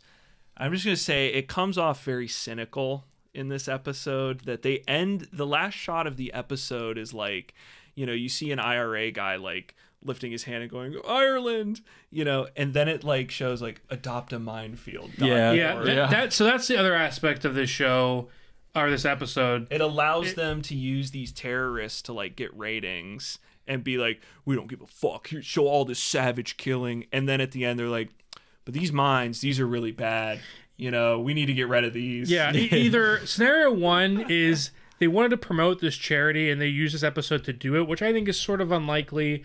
Or this is just their penance for making an episode like this. Yeah, Like, I think it's their like get out of jail free card. Yeah. We're like, oh, we're supporting this, by using the names. We're being sensitive. We're not just profiting off of like using the Taliban and the IRA, but in the aftermath, Max Geiger mentioned that like the Adopt a Minefield thing became his pet project. So I almost wonder if like Max Geiger, like us, was watching this episode and was like, this is kind of fucked up, and then went to the producers and is like, hey, could we like promote this charity that I found? and like that was able to relieve his guilty conscience a little bit, and they were like, yeah, that's a great idea, that'll make us look better. Do you want to hear something crazy? Just like a story I heard through the grapevine when I was in the military. There's a title called Combat Engineer, and they're just essentially minesweepers, and they remove IEDs from roads, and for essentially what I'm told is for the benefit of civilians, so they don't accidentally step on them. And the story that I was told from this guy that I trained with was that they would take a stretch of road that was a couple miles, and they would remove IEDs from it, spend all day doing it, and it's very dangerous work, and like the next morning they would just be replaced with new ones. Yeah. That is so crazy. Can you imagine being like a civilian and like just trying to live your life, and this road is just covered in assholes keep mining it. There's like IEDs every day, and it's just this back and forth, and you're just like, I can't really confirm just because I only saw like one source on it, but apparently PMN mines are actually very difficult to disarm too. Just because of the way the fuses work. Such an awful weapon of war mines are. It's just like... I mean, Dorian makes an extra effort to point out how bad they are, and there's like... And he's not wrong. There's like extra music on top of it when he's describing it. So God bless him. I mean, hey... I guess... Adopt a Minefield, look it up. Do you have anything more to say about the PMN test, Craig? I was actually... Can we go No, I didn't have any notes on that. It says it only kills 2 out of 5 targets. That's the only note. It's not a real mine they used. That's my note. Yeah, my note was that like this is the 3rd test we've seen so far that is just a set of unknown explosives. I do... Like, the nail bomb, we don't know what's going into it. The RPG, we don't know what explosives they used for it. Yeah, but was it called a death kill with multiple shots by Armin Dorian? And the PMN is just another test that's like done where it's like the explosives guy set X amount of explosives up, and we have no fucking clue like what they used, how much they used, if it's the equivalent. So I'll say real quick, theoretically, like, you can't keep using these proxies in the logic of the show, because this is how you get the numbers to put into the sim. Yeah. So unless all you're trying to do is get a shot, which they are, like, you need to use something very close to what's accurate, or your numbers don't mean anything. Also, they test the test is like, this is a story of our life with this show. Like, these tests don't do the same test for each weapon. Yeah. So the control of it, like the idea that this is logically testing these weapons is not fair. The nail bomb is tested against 2 mannequins using like a moped, which catches on fire, which to my mind completely masks what what damage the nail bomb actually did. Like, they perfectly placed those nails too. It's almost like they went down there and hammered them in. You can see a nail in like a mannequin's like throat, and it's like, okay, like you said, like, did they hammer that in there? And then the PMN is then tested against we always love when they bring on random ballistic body parts. It's like Frankenstein on a ballistic leg, and then they have multiple ballistic gels surrounding the PMN explosion. And this goes into my 2 points that I just have for the mine before we move on. One, if you want to test out the landmine, put the leg on the landmine. Yeah. They have them all surrounding the mine, so that's not how a mine even does its damage. Just get Red Shirt Guy to walk on it. Be like, listen, we need somebody to take one for the team. Test it on a live human. So they use the shock patches to measure if the Mr. Yuck stickers. Yes. Yeah, if the shock patch is a kill or just a disoriented strike or whatever, and so someone felt that it was necessary to put a shock patch on the mannequin's dick. Yeah, there's one right on the mannequin's ween, just like slapped right on his smooth little surface down there. And now I want to have shock. Yeah. I just want to have assessments. Would this blow off his dick? Votes on whose idea it was to put the patch there. Well, that's fun. Jeff. I bet you it was Jeff. I think it was Max. It was probably it was red shirt guy that you brought up, like the random red shirt guy that assists Jeff. No, it was Scotty. Did you know he wrote the episode? Yeah. Or it was the censored guy. It was his legacy. Yeah. But that's all I had left for the mine. Interesting thing to think about. It's a goofy test once again, just like how the IRA would have RPGs. Like the Taliban would have something like a nail bomb. They'd have an IED that's like a powerful explosive. Yeah, the biggest gripe, just to close it, they don't give any measurable quantity. Yeah. So it's like, would you rather have a nail bomb or a mine? Yeah. Would you rather have an explosive that theoretically could be like really powerful, or would you rather blank have check a mine, which is a set variable, and it's like, yeah. All right, Edge, nail bomb. I mean, these are two explosives that have two totally different uses. Again, it's very hard to actually. Do they do the 2 and 2 in this episode? Yes. Do they do the 2 and 2, like two IRA, edges, two? Oh, okay. Yeah, whatever. Yeah, I mean, you can't. Again, not really comparable. Again, when you have a blank check on your stats, I'm gonna go with the open-ended one. Sure. Yeah. Sure is my answer for every every Edge. So getting on to something might be a little more controversial. Might be the biggest time sink. Yeah. So this, for the record, I purposely did very little research. As you may know, I am the anti-gun guy. I could not care less about the difference between an AK and an AR-15. I know some cursory information about them, so I just kind of left it to these guys because this is apparently one of the greatest travesties of the show. It's less about the difference between an AR and an AK. It's the tests. It's the tests. Okay. So these tests are fucking fake. But I don't for know. no good reason either. Yeah, no. I don't know if you want to list off like the stats of them. Yeah, Craig, let's get the stats over with. Let's do the proper coverage of them first. Yeah. So, because I've got a lot to say about these things. I'm sure. I'm gonna grievance relievance. I'm gonna zone out. AK-47 stats range of 365 yards, caliber 7.62, 30 round mag, 600 rounds per minute. AR-15 stats range 600 yards, so pretty significant range difference. 22-inch caliber. Yeah, it's a 22. I don't know why they don't because they give it 7.62 by 39 millimeter. The equivalent in millimeter, like for the AR, is just 5.56 by 45. 45, yeah. And but instead they just go with 22-inch, which is like the American 223. Yeah, like, the actual projectile itself is, has a diameter of 22 inches. To give you some clarity, if you don't know, 22-inch, the AK is like a 30, and it would be like a 30 caliber round. Yeah. Sorry, Chris. That's what I was getting to. Yeah. And 800 rounds per minute. So. Can I give my faster rate of fire? Can I give my first please point here? Well, actually, if you don't mind, I big range difference, and also this is my only naive question. I thought AR-15s are the civilian model of like. That's what I'm getting at. So how the fuck does it?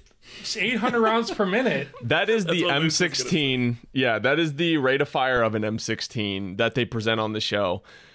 Yeah, they specifically call it the AR-15 made by the company Armalite. They call it the semi-auto variant. Show me the guy that can go... Because semi-auto, you have to pull that trigger. Yeah. No one can do 800 rounds a minute. So I bet you there are probably people watching this, or probably people... If the theoretical straw man of the show was here, they would probably say that the IRA would be able to modify an AR-15 to be fully automatic. But they present it as a semi-automatic on the show, is what I'm getting at. Yeah, I completely agree with your point that they're presenting it as an AR-15. And they're calling it like the Armalite. And I swear they only picked Armalite because... because like there's an IRA song called like My Little Armalite or whatever. I swear that's the only reason they picked it. By the way, the IRA has the edge in better songs. There's a lot of great IRA songs that are great, like drinking songs, especially on St. Patrick's Day. I think some of them are just more Irish songs. Are you kidding me? A couple of them You've never heard No, but like, come on. You've never heard the Taliban's hit single? Yeah. I'm pretty sure the Taliban, like, music's illegal, probably. They're like, are you dancing to that music? We're gonna have to kill you. Sorry. It's like Footloose. Kevin Bacon to come in. I'm part Irish. I'm a big fan of St. Patrick's Day. That's my qualifications for this episode. Put the title IRA Descendant. Yeah. your thing. My only thing to say with this test, you could take the rest, Matt. There's a scene where they're starting where Alex Sammy is holding an AK-47 in his hands, and he calls the AR-15 the cheap one. Yeah, right. AR-15s on average cost more than AK-47s. Just throwing that out I think he's there. referring to the reliability of them. I'm sure that's what he was getting at. So, but ironic all the same. Let's get into these tests. All right. So I just want to say, both these weapon tests are entirely rigged. So one of the longest standing like gun debates is between the M16 and the AK, and that is only a huge debate because of the Cold War. Like, it's only, I swear it's only because like, oh, this is the communist gun and this is the American gun, so which one's better? When really, what's better between an AK and an M16, I think completely depends on your preference. Or what you're trained with. Or more specifically, Jeff's preference. Or what you're trained with. And that's why I want to get into these tests. Because not only are these tests faked, but even if they were real, they wouldn't prove fuck all about which gun has the edge or what would be better for this situation. So I want to say this. So the first test we get is the accuracy test. Hold on. Go ahead. Go ahead. Welcome, ladies and gentlemen, to my least favorite test in all of season 1, if not the entire show of Deadliest Warrior. Buckle up, because these tests are bullshit. Yes. So the AK's accuracy is tested with Alex firing from a standing position. And then Peter Crowe gets to shoot at his targets from a bench rest. Like, he's literally sitting on the ground, like, with the gun resting on, like, something, which... But for Matt, they're smaller targets. They're not, though. Yeah, I know. Alex gets the same targets, and they show him miss twice. But, of course, everything's so heavily edited, you have no idea how many times anybody missed or how long it took. And I bring up the length because as soon as Alex finishes shooting, he hits all his targets. Peter comes up and immediately criticizes Alex and said, oh, well, it took you too long. IRA, we'd be in and out like that. And then it cuts to this motherfucker sitting on the ground, resting his gun on a bench. And it's so heavily edited, he might have missed. And we have no idea how long it took him to clear those targets. Like, he could have been shooting at him for an hour. It's hard to tell what's going on at any point of this test. Well, so it's on a speed test. It's like, no, because he could very easily, with the not semi-automatic gun, go like this and hit probably every single target. Yeah. Like, well, doesn't Alex Sammy say like the AK? This is the better spray. This is the better saturating of the test too. Yeah. Oh, this yeah. Is This is the better one because they're actually shooting in this test. Yeah. I also want to mention that accuracy. Like, this stat of accuracy is such a Call of Duty stat. Like, accuracy is completely subjective based on, like, a weapons operator. Like, if you're at least at that range. Yeah. Well, I wanted to bring it up. Like, they're shooting these weapons from what looks like 25 yards, which at that range, both of these rifles are going to perform completely equivalent against a man-sized target. Yeah. So the idea that, like, because the IRA AR hit, like, this little ball, like, and another good little treat from the episode is when they're talking about how that ball is the size of the no reflex kill zone, and Max points at Jeff. I forgot about Max that. points at Jeff and he goes, if you take this area right here, and Jeff gives him the biggest scowl, dude. Like, Jeff's face, you can see it in the freeze frame. Like, Jeff is like, it's the no reflex kill zone. If you hit somebody in the nose, right between the eyes, like, it's like someone just farted. He, like, his nose crinkles up. He is not happy that Max is describing a bullet going into his head. Hey, it's like something he just read, like, the other day, like, on Facebook, and he's like, you gotta put this on the show. Jeff looks... His mom's like, hey, Max, I read this online. I thought it'd be good to throw in the next episode. Yeah. Craig, you gotta find a good edit of his face, because I don't remember this. The idea of the no reflex kill zone also is a stupid concept. It's like... they're all sitting there patting each other on the back like, yeah, if you hit somebody right there, they're dead instantly. It's like, if you get shot in the chest with an assault rifle at like 20 feet, you're dead. You're gonna fucking pass out probably instantly, and you're dead. Like, there is no getting you to a hospital. Like, you're gonna die. I mean, it just is so ridiculous. The idea that the IRA is gonna be like nailing between the eyes headshots while these guys are running around shooting at each other in combat. These are also two like internally trained guerrilla warfare group. They have no formal training, both of these groups. So like, it's just like you could test a normal guy just picking these guns up, and it's gonna be equal. Also, hey, shoot the AK from a bench rest. Yeah. Why do they have one guy standing and another guy? It's almost like they wanted to make it look like the other one was more accurate.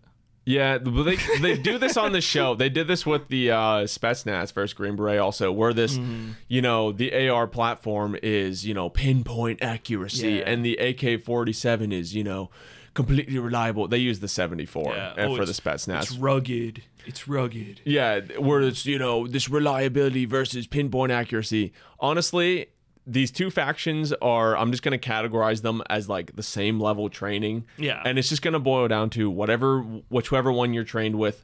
This should be a tie. It should be, because I think the only notable differences between these guns aren't even covered. But we'll get to that. Because right now we have to talk about the dumbest test in the whole freaking show. And that is the reliability test. Oh my God. Which is 100% faked using tricky camera editing, different angles, and of course the legendary prop guns. Yeah, and they use fake guns. I'm pretty sure I even know exactly what airsoft M16 they use. Yeah, they do show a shot of that AR on the table at one point, and you can see the battery pack. It's got like the same it's battery as fake as this compartment, thing. Like, this is what they used in the reliability test. And so Jeff, just to describe what he does, he takes the rifles, and you can tell the prop guns because the prop guns... the AK's got a darker wood, and the real one that they shoot has a lighter wood. Yeah. And then the AR, you can tell because the dust cover on the bolt is always closed. And the biggest tell is that both the prop guns always have the magazines in them, which is like gun safety 101. Like, take it out. The guys are just walking around with these weapons with the magazines. You even see Peter Crowe at one point. They're reviewing his shooting, and he's walking around with the AR. He's got like his finger in the trigger. There's a mag in, but it's a prop gun, so it's fake. So they probably can't even take the mag out.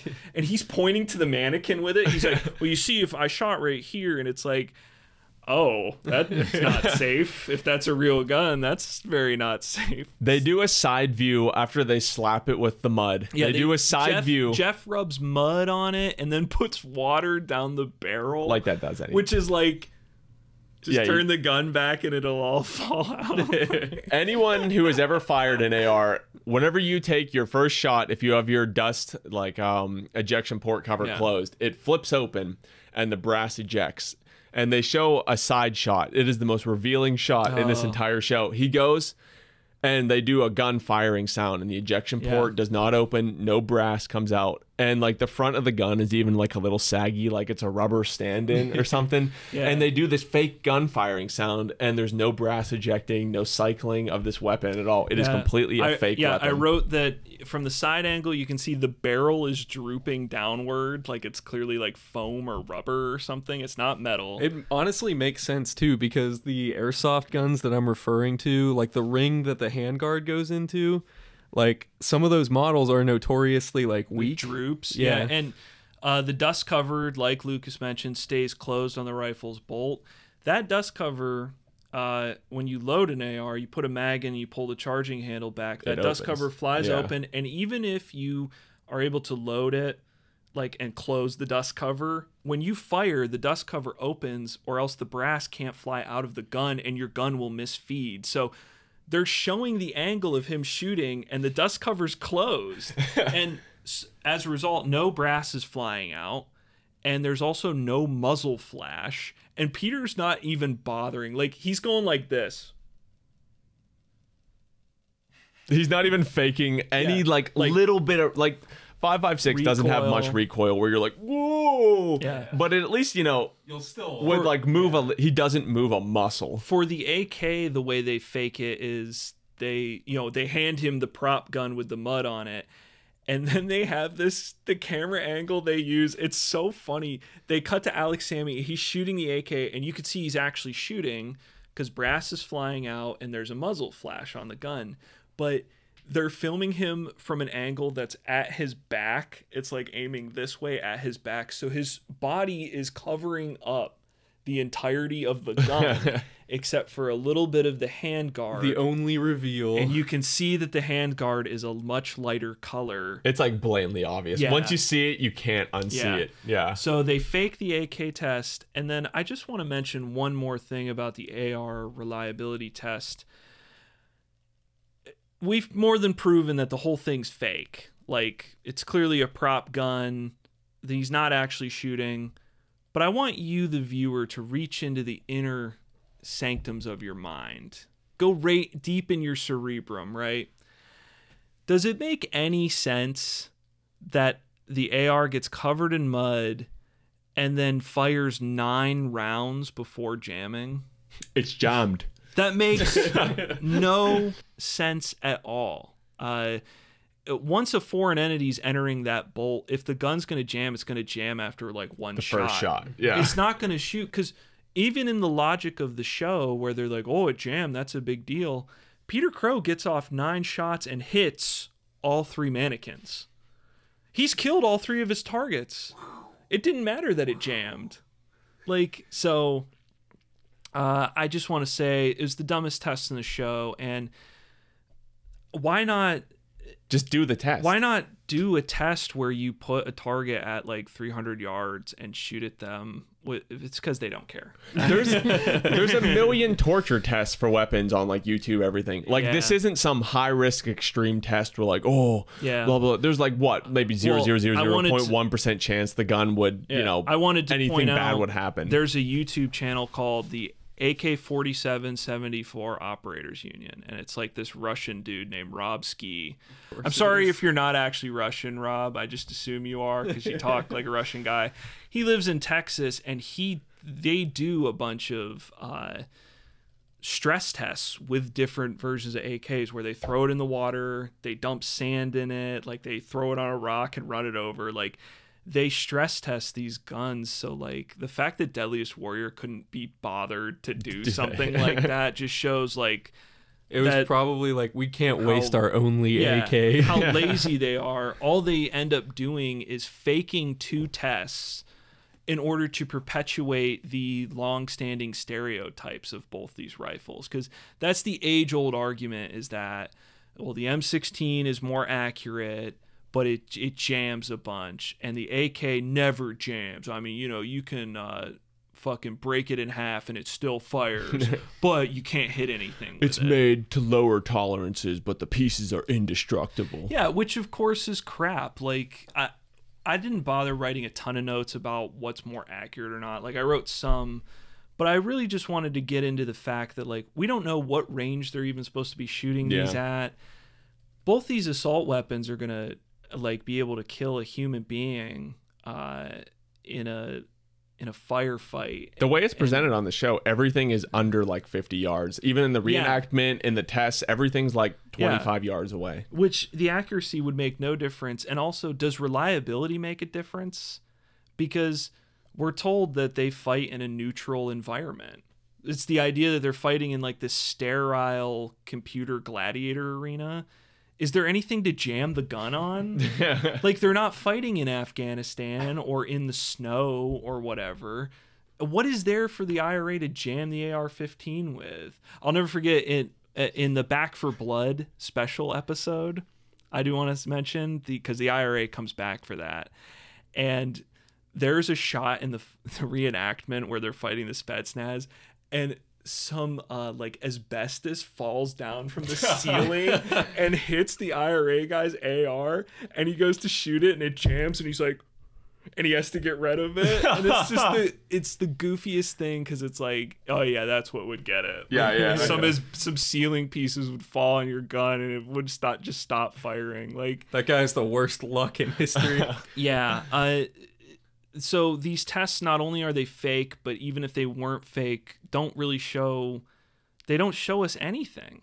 It makes my blood boil when he looks back at the camera and he goes, "It's jammed." It's a fake gun. Yeah, it's not jammed. And they also it's not real. Airsoft guns can jam. Lucas, I think it's jammed. The edge ultimately gets decided by Jeff, who I don't know if you wrote, Craig, that there is a alert Jeff Damelin resume update in this episode. We find out that Jeff was a member of the Canadian Armed Forces and a nationally ranked biathlete. Jeff takes matters and assault rifles into his own hands. That feels great. Jeff served in the Canadian Armed Forces and proved his marksmanship as a nationally ranked biathlete. And so they decide, okay, we're torn here. Jeff's like, I gotta personally shoot both these guns to decide which has the edge. Miraculously, the guns are clean that he uses. And after shooting, Jeff is like, yeah, I like the AR better just because it feels better. It's almost like that's probably what he was trained with. Right, yeah, in the Canadian military. And he's like, yeah, I like this one better. Yeah, and one thing I'll add to the conversation, a couple other theories. I like making up my own theories about the show. Yeah. Do you think that maybe like Jeff was just fucking around with the guns and they're like, let's just turn this into a segment? Yeah. Because remember that they can't decide on the edge, and then like the way he says it, Jeff's like, I don't know, I can't pick. I'm kind of torn. Yeah, it's right. like they're like, well, let's just turn this into like footage. Yeah. The last note I have about these tests is that I found it frustrating because they don't test what is the biggest difference between these rifles, and that is the round that they fire. So the AR-15 fires the 5.56, which is a smaller round traveling at a higher velocity. This gives you a superior range and penetration. The AK is firing the 7.62, which is a larger round. Now that is going to deliver more kinetic energy when it hits a body, and it also causes a larger exit wound, which I have seen tested on a different show. You know what they used to see how big of an exit wound the rounds caused? Ballistics gel. Ballistics gel. Yeah, the tests they do are fake, and they wouldn't show anything even if they weren't. So is the AK more reliable than the AR-15? It is, because it's got looser tolerances. Is the AR more accurate?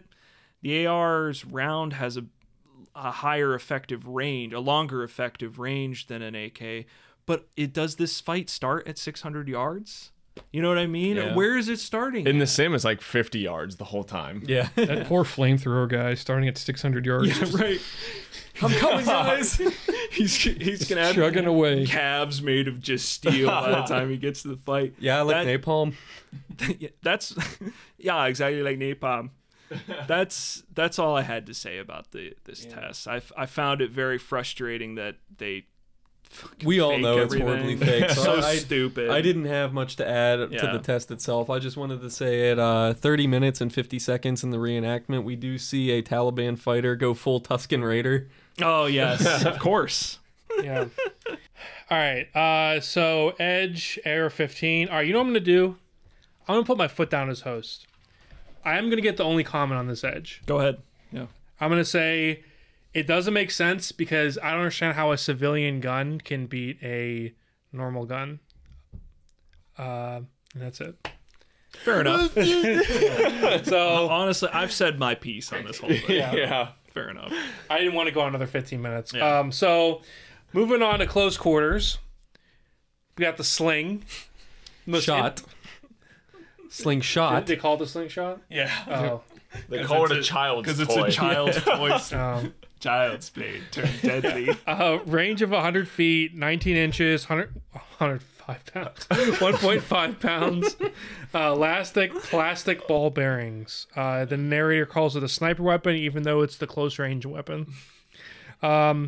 So Here's a question: like, what's going on with the arm thing? I thought that was unusual. Just support. Yeah, it's just a brace. It's a wrist and rocket. They're actually those are illegal in a lot of Watch United those States wrist cities. rockets. Sorry, Battlefront meme. I'm sorry. Yeah, the arm thing's just a brace to essentially, so you know, it doesn't hurt your wrist. The slingshot is the most stupid weapon. I'm sorry, of like almost of season 1. Yeah, my dad has so many stories about when he was a kid, and him and his brothers had those wrist rocket slingshots, and they would just do deviant shit with it. Like they'd shoot crab apples at each other, or shoot fireworks out of them or something. Like at passing cars. Fight the British military. Yeah. So I am curious to ask you guys if there's any specific incident that prompted them to bring a toy onto the episode as a weapon, or at close range. Yeah. Did the IRA use slingshots? Yes. They were commonly used in like riots and I guess as makeshift weapons. Did every other guerrilla group in history use slingshots as like makeshift weapons? Yeah. It's just something. It's like something, if you're the IRA, you could hire like a group of teens to go harass a cop. Yeah. Go stand on the roof and shoot at that guy's car with like slingshot. I'll pay you like a couple of dollars or something. Can a slingshot be like lethal and deadly? I honestly really don't know. Apparently, maybe it's if it gets kills. in your like throat, like if you choke on it, or like yeah, I mean, I guess you could make one that can be like, tensioned enough, but in a fight with weapons and explosives, would that eye shot he got even be lethal? Probably not. You'd probably just lose your eye. Shoot your eye out. Maybe lose your eye. Yeah, it's not like it's gonna bounce your skull. If you have all like the so that we'll go you on might to die from like test. bleeding out if you don't get medical attention quick in enough. like 30 days. Like, Lucas, didn't you say they like splattered paint in the skull to make it look more? Because you hit the high speed and it clearly goes ding and like goes off, and then the next shot there's just like all this blood smear to make it look like it did something, but so clearly doesn't even leave like a nick. Yeah. No, he goes down with a ketchup bottle and goes, Heinz ketchup, Pittsburgh. To squirt a little blood in the eye. Yeah. In the eye. The only note I wrote was that there's a few lines that have always stuck with me from Scotty Collins when he tests the slingshot. He as he's shooting it, he goes, "There we go." And they play, I swear to God, they play the same line twice. I don't know if he says it twice in a row and it just sounds the same, but I swear. I'll try to play him like on top of Yeah, listen to it back. I swear they just insert the same, "There we go." There we go. 202 feet per second. There we go. There we go. There we go. There we go. And then when they're watching the high speed and it shows the little pellet hitting the skull in the eye, he's like, "Dead in the eye, look at that shot." And I have bastardized that line for years. I've always said, "Look at that shot, dead in the eye." But I say it just like Scotty Collins. So there's a moment where Deadliest Warrior poisoned my actual brain in life. And so anytime it's been applicable, I'm like, "Oh, look at that shot, dead in the eye." I do have a note where Fahim gives rare props. I was just going to say, he's like, "I will give you props. You hit him in the eye." You said you're going to hit him in the eye. You hit him in the eye. Which makes me think Fahim's very wholesome. I think Fahim presents himself as just a cool dude that's there for the fun of it. Like, he's probably, again, my favorite one on the episode. I like his long sleeve shirt. There's a scene in the slingshot. I think it was the slingshot, right, where he's holding the pistol up to the dummy, like ready to execute it. Yeah, but the IRA are undefeated and they can't be defeated. I've looked at. I put the actual IRA is nothing. I put the actual timestamp down. It's at 31 minutes and 33 seconds, where the IRA team is doing something like with the hosts. And in the background, it's for like half a second. It shows Fahim and he has a pistol and he's aiming it at a mannequin and he's got it like this, but it's at the back of the mannequin's head, like he's about to execute it or something. Fahim has that pistol the entire episode. And they don't test it. Yeah. This slingshot, as I kind of said before, in like a matchup with, firearms and explosives, maybe this thing has a potential to be lethal if you get a perfect shot. Maybe slingshots are the most fantastic weapon. I don't think so, and I have a tough time caring about this weapon. How in the and world that's all do you I'm get gonna hit say. with that pellet and die? Yeah. Like, does I it just go don't into your care. ear canal and hit your brain? Like, Yeah, well, so I think it's Sammy, because Fahim's too cool for it, says he gets the same moving target excuse. Like, Yeah. how do you hit a moving target? I think the problem that you have here is that although your shot was very accurate, the head was standing still. I mean, it's not a moving target. Generally, when you're in a battle zone, it's a moving target. That's going to be a very difficult shot to pull off. Yeah. It's the third time. Yeah, and then Peter somehow tries to call out the same bullshit excuse that he just used on like Last Weapon or so. It's always luck in the battlefield. But this guy here, he's down. He's finished. And it's like, maybe my favorite rendition of all time of that argument is Peter saying, the IRA would have lookouts. They'd see you coming. He took it to the next level. Yeah. This thing, like, even sometimes on the tests, when there's like a shitty weapon, they'll do a test to like exaggerate it and make it look cool. This test makes this thing look like shit. Yeah. How many shots do you think it took Scotty to hit that skull in the eye? Oh, probably. How long do you think they were on there? And he's his- just like, he's firing away. on a scale of like Yumi Bo to Kieran Elliott, where they actively mention how much he missed. Yeah. I'm gonna be the hot take and say I think he's actually that good with the slingshot. I don't think it's that hard to get a good shot with you that. don't say. There we go. Unless He you was miss like- like a shit ton. Yeah. So that's why I think that they edited out a lot of his misses. There we go. I'm done with the slingshot. Move on. Yeah. That thing's stupid. Goes up and down. And because they had no equivalent to give the Taliban, they were like, here's a bayonet. Yeah, a bayonet, 10 inches, 20 ounces, wooden steel. Yeah, so, it's specifically the AK-47 bayonet. and this isn't a weapon. This is like, I said it's like having the tar shield, and the shield's one weapon, and the little pointy thing is another weapon. Yeah. It's an attachment to a weapon. And you take it off, it's a knife. Yeah. So my first note is boring. Yeah, it's very uninspired. Yeah, it's very boring. So I think the big problem is they're trying to force a close range weapon. Yeah. And you don't have to you don't have to force a close range weapon. I had another funny moment. Jeff says, "This is a thrusting weapon, I believe. Am I correct?" It's like, no, it's a throwing weapon. You throw your whole gun with it. You throw your gun and the knife end hits him. Did you guys know the IRA's never been defeated? Yeah. Okay. So I guess history bayonet. I got a question for you guys. Is this a thrusting weapon, perhaps? It is a thrusting weapon. Yeah, in fact, you stab in and then go up. Yeah. This is a thrusting weapon, I believe, right? That's correct. Well, they would thrust into and then pull up and pull out. I love that. Which is apparently quite hard to do. Yeah, Alex says that, and they test this bayonet on a heavy bag, and then he stabs it in and can't get the thing out. And after like a thousand like edits and cuts, It cuts so many times. He eventually does manage to slice this heavy bag in half, and I just wonder how many takes that took. Like how long he was there just like. So you want me to like cut it in half? Yeah, dude, keep going. Oh, I misunderstood you. I meant to do that on the last one. You know, I just didn't know what you meant. My favorite part about that test is that he goes through the emphasis of just, cutting it in half, and then immediately after Max is like, all right, that was cool, but I want to see this thing on the ballistic scale. Well, here's my thought. My note at first was, they clearly ran out of ballistic gel, so they took the chocolate L punching bag and were like, we gotta use this. They ruin a perfectly good heavy bag for no reason. Yeah, and then the I'm same one because they duct taped over the holes. Yeah, and then so they're like, well, I guess this is shot, and I'm like, oh, they don't have any gel torsos. Then they test on a gel torso, still used, but it's still a gel torso, and I'm like, well, what was the point of the heavy bag? Like, what on earth? They didn't even pretend to put on sensors or anything. So Max could give his line. You broke our heavy bag. What did it ever do to you? Yeah.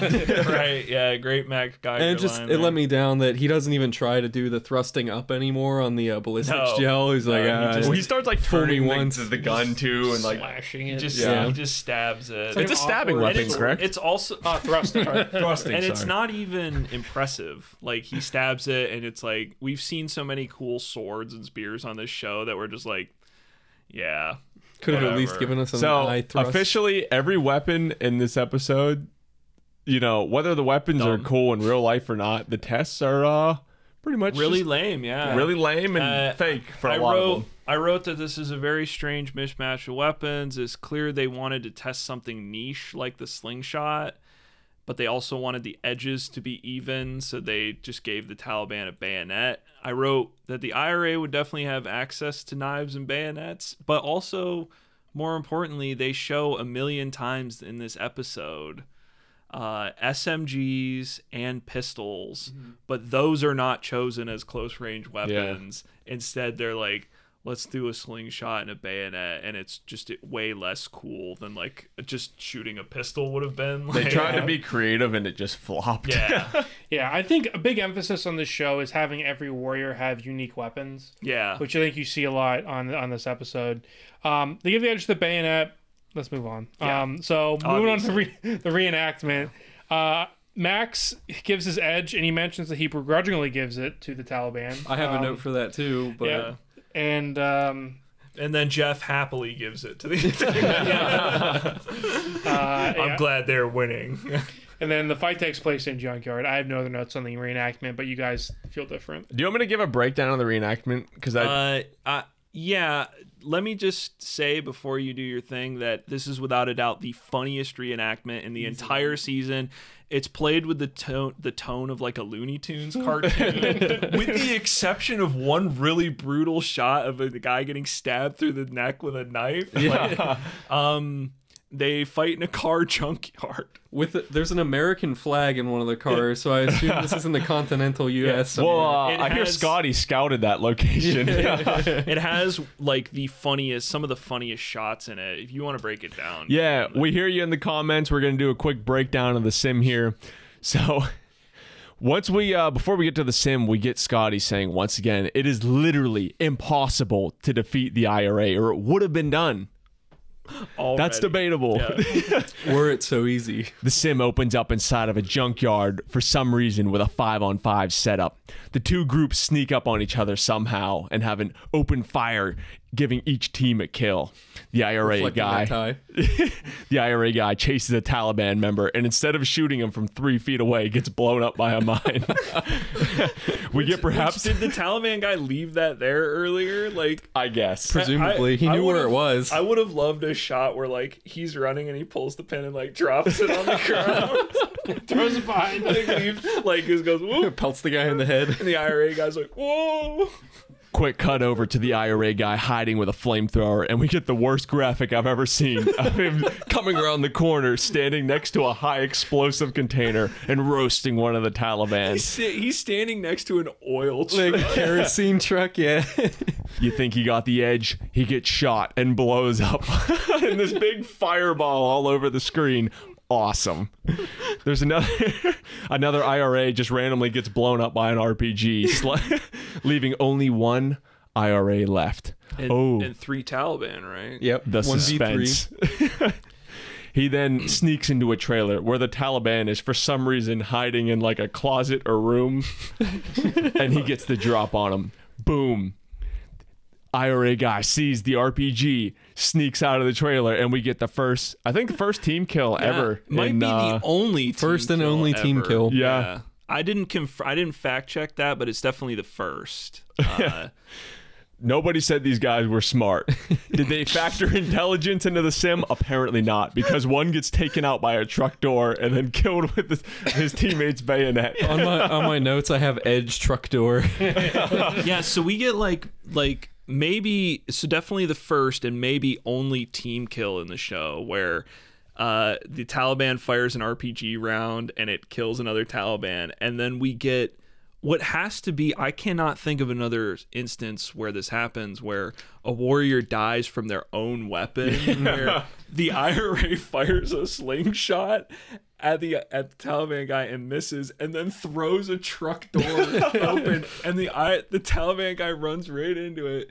And then the IRA guy somehow in the scramble gets the bayonet off the gun and does this vicious, brutal tonal kill shift where he like stabs the knife through the Taliban guy's neck. And I swear that shot is only in the episode, so like that the American audience can be like, yeah, get that terrorist. Yeah. Oh shit, it's 1v1. Is there any weapons we haven't seen yet? I'm thinking. Oh, wait. This one. Maybe a nail bomb. Don't throw Taliban. Don't throw. They run through a bus, and the IRA pulls out the nail bomb and leaves it right next to the exit door, exiting and then jamming the door shut with his AR-15. But instead of going back out the door they came in, the or Taliban remembering he has an AK-47, or not shooting him, he just bangs on the door for about 2 minutes while the IRA guy runs away, and then boom, blows it up. Smiling. A mushroom cloud. IRA wins. Yells victoriously. Yes, I mean Ireland. Ireland. Yeah, and then Porky Pig like comes in and he's like, "That's all, folks." With the biggest explosion you've ever seen. You see a mushroom cloud in the junkyard. Craig, what's the results? Oh boy. So I will say real quick, if Lucas's description wasn't good enough, I think they have a more in-depth description on Deadliest Warrior Wiki. Oh god, every they match. do. Yeah, it's like whoa. So, some guy took the time to like go through and write all those descriptions. That guy needs to come on the podcast. Dedicated fan. Only people of Deadliest Warrior more than us. The only thing him I'll and Gordon add, Ramsay come on the podcast. Yeah, before we get Gordon Ramsay, come on. Before we get into the results, I do want to remark that the reenactments throughout this entire episode feature some of the worst fake facial hair I've ever seen on behalf of the Taliban actors. Like, just pubes glued onto people's faces. And then... particularly that last guy. Yeah. And we do theorize... I couldn't prove it for sure, but I swear some of these actors are in brownface. I don't know if it's any white guys. I think we noticed that the last Taliban guy to die via nail bomb on the bus looked like he was an Asian actor that was in like brownface makeup to be a Taliban guy. I'm not entirely sure. Probably because they did ask every single like Middle Eastern actor in the Union, and they were like, "I'm not touching this one." Like, fuck. Yeah, Fahim. I'm surprised Fahim Fosley is in this. Does that look good on your acting resume? Oh, you want to be in the next Avengers movie? Here's your resume. It says you were in IRA versus Taliban. Who won that episode? The IRA, unfortunately. Ooh, that's tough. Yeah. So we'll get into the results.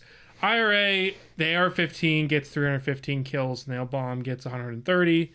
Slingshot gets 2 somehow. How? Flamethrower gets 70 for a total of 517. So we're talking pretty slim margins. Taliban AK gets 245 kills. Pmn gets 41.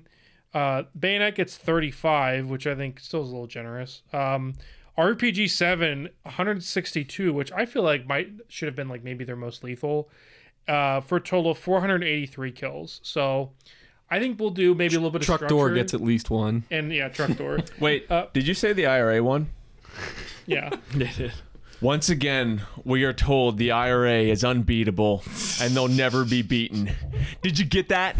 Let me say it one more time for you. The IRA has never been beaten and it's completely unbeatable. They are gods among men. We fucking get it, Scotty. Yeah, we fucking get it. We get it, Scotty. Yeah. Unlike the Taliban. You know? Yeah, so I wonder if they're undefeated. So that was Lucas's final word. Let's get a little more structure. Let's go around this way, and I'll finish this off. Brendan, what's your final word? I guess. Sure. Okay. Yeah. Matt? I got 3 points. This is the closest matchup in all of Deadliest Warrior history. So of seasons 1 and 2, we don't include season 3 because it's different. All of season 1 and 2, and it is 1 kill difference than the Green Beret Spetsnaz episode, which leads me to believe that this is entirely fake. This is entirely fake, and because they could not have the Taliban win on an American TV show. It's just not. They just can't do it. It's not good for ratings. So I'll say to get serious here for a second. They say that the AR made the biggest difference, but if you look at the kill totals, it's clear that the nail bomb's kill total over the PMN is what tipped the fight in favor of the Taliban. or the IRA rather. And that gets into the same argument I had about the Green Beret versus Spetsnaz result, where it's very close and it's decided because one guy has a semi-auto shotgun and the other has a pump shotgun. Both the IRA and the Taliban would have access to like IEDs, and so the result of this matchup is arbitrary. And that makes sense because I brought up these three things in the other episode. The weapons are similar. They're modern guns and explosives. The operators are comparable. They're both guerrilla fighters. We can assume they're at the same level of training. And third would be context. But the show of Deadliest Warrior strips context away from fights. It takes it all away. What ground are they fighting on? Does one side know that the other side's coming? Is one side getting the jump? Who specifically is fighting amongst them? None of that shit matters in this show. And so therefore, when weapons and training is the same, the fight can only be decided by something arbitrary, like one side having a nail bomb and the other side having a Pmn mine. It's I would just say that in a 5-on-5 fight with modern firearms and explosives, I think either one of these fighters could come out on top.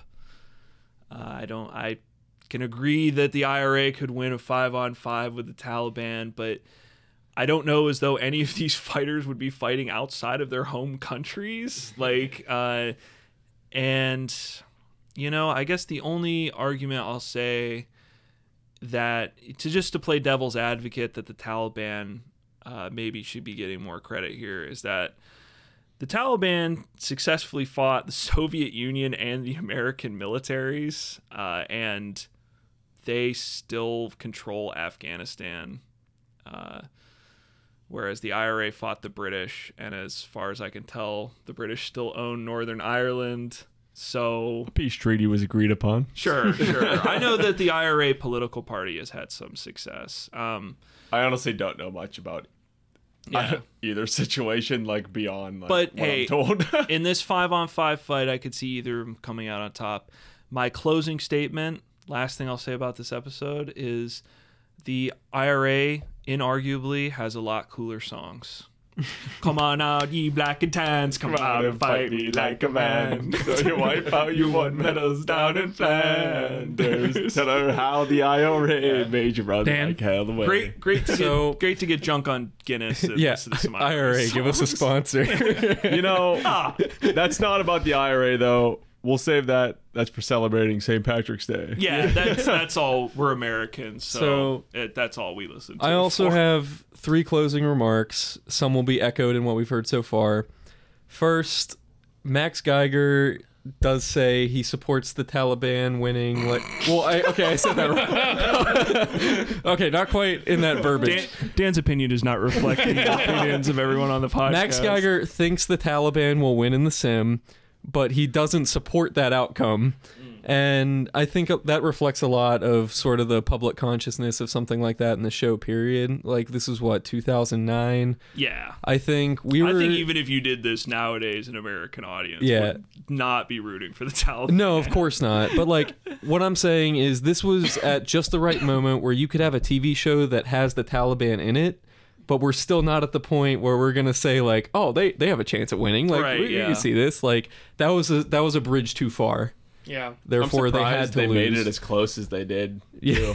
I'm surprised they didn't be like, it was Taliban close. got 0 kills. It wasn't the biggest blowout. Yeah. They at least tried to make it look somewhat convincing. I guess I can just say it for this episode, but we mentioned that there's a Back for Blood where the Spetsnaz fights the IRA, and that is this Taliban versus IRA is the closest matchup in all of season 1 and 2. Spetsnaz versus IRA is the biggest gap matchup in all of season 1 or 2. It's the biggest beatdown. And I thought, imagine if the Green Beret had won and the Taliban had won, and the Taliban and the Green Berets fought on this show. that would be the biggest gap. That would be. That's the biggest one. Taliban got 0 kills. Yeah, it would be like the Green Beret got an unprecedented 999 kills to the Taliban's 1. You know, like that would have been a bigger beatdown than like a modern guy fighting an ancient guy. Yeah. The show would have been like, all right, well, we can't have like the Taliban. Yeah. And my second point is multiple times they say that the IRA has better explosive expertise than the Taliban. And I just want to say, like, before Kabul fell, there were Vice documentaries where they were embedded in Afghanistan, very deep in Taliban territory. There were points in that interview where they would say, like, don't go up on this mountainside. It is rigged to blow. Like, there are IEDs all over the place. Like, nothing is safe. Like, minefields of their own doing. Like, a lot of their guys won't even go up there because it's just too dangerous. Like, bomb making is part of their curriculum. And I think it's very incorrect to say that the IRA has more experience in that. Yeah. My third point is this had the potential to be such a cool matchup. But it's so boring. Yeah, this is a great example of like good concept and terrible execution. Yeah. Perfect matchup, bad execution. Yeah. Like two guerrilla fighters pinning against each other, and it's like, how about we make every single weapon test fake? Yeah. And we put a slingshot in. And that was my main grievance relievance. It was just so boring. Yeah. So also, I think you have an important note, Dan, right here that you want to close with. Edge truck door. Yeah. So I initially had 2 points, but you guys made me think of a third point that I'll use as a capstone of the entire season. So my first point is Did Lucas give his final thoughts? Yeah, he I don't need to. Okay. All right. Well, his final. I'll just repeat what I said. Good matchup, poor execution. Yeah. So I'll give you my 3 points. First, I actually disagree with all of you. I think this is a really good episode. Okay. I think that if you really care about weapons and you use your brain, then you might get really pissed off. I don't use that. If you turn if you turn your brain off and you just like, oh, it's a fucking flamethrower. Oh, it's using a sling, and like and you're learning a little bit. Well, about it's perfect these two for people. Spike TV. But Yeah. I really enjoyed this episode. As for the actual matchup, I disagree with the outcome. Like you said, with the Taliban, they are obviously like explosives are such a big part of their culture. Just kit to kit, I think that a fucking RPG. I don't even have emphasis to put on how deadly an RPG would be against anti-personnel. Yeah. So. Compared to like a flamethrower, even if you're talking about the actual LPO 50 or whatever it is, like fucking, it's an RPG. So, this is obliterated guy. Yeah, like that's if you such got a shot with that, you will explode. Yeah. It's only one shot though. Yeah. Yeah. So I do disagree with the outcome. And my final recap, you brought up an interesting point about how Deadliest War strips the context. I think one takeaway we have from analyzing this entire season as much as humanly could be possible is that, someone would say, oh, I would like a show where you can have two warriors face off, totally objective, devoid of context, and see who would come out the winner. And we've realized that is impossible and totally defeats the purpose. Clear example in this episode is if you're comparing a mine to a nail bomb, you need context because one's going to be totally useless. If you're in a desert where the nail bombs or the Pmn is already set, obviously that's going to be way more lethal than a nail bomb that you have to throw. If you are in an urban environment, obviously the nail bomb. If you guys are in the fucking ocean, neither of them are going to matter. So you got to underwater Taliban? Yeah, so you got to have like context of what the fuck is going on. In Taliboats? To be fair, they do test if you were underwater with the AK and the AR, so yeah, that's true. That's not totally unheard of. But there's like a street dug up. There's like asphalt dirt. You think there's a mine under that? Yeah. Just a pile of dirt, like right on it. Yeah, right over light on the street. Yeah.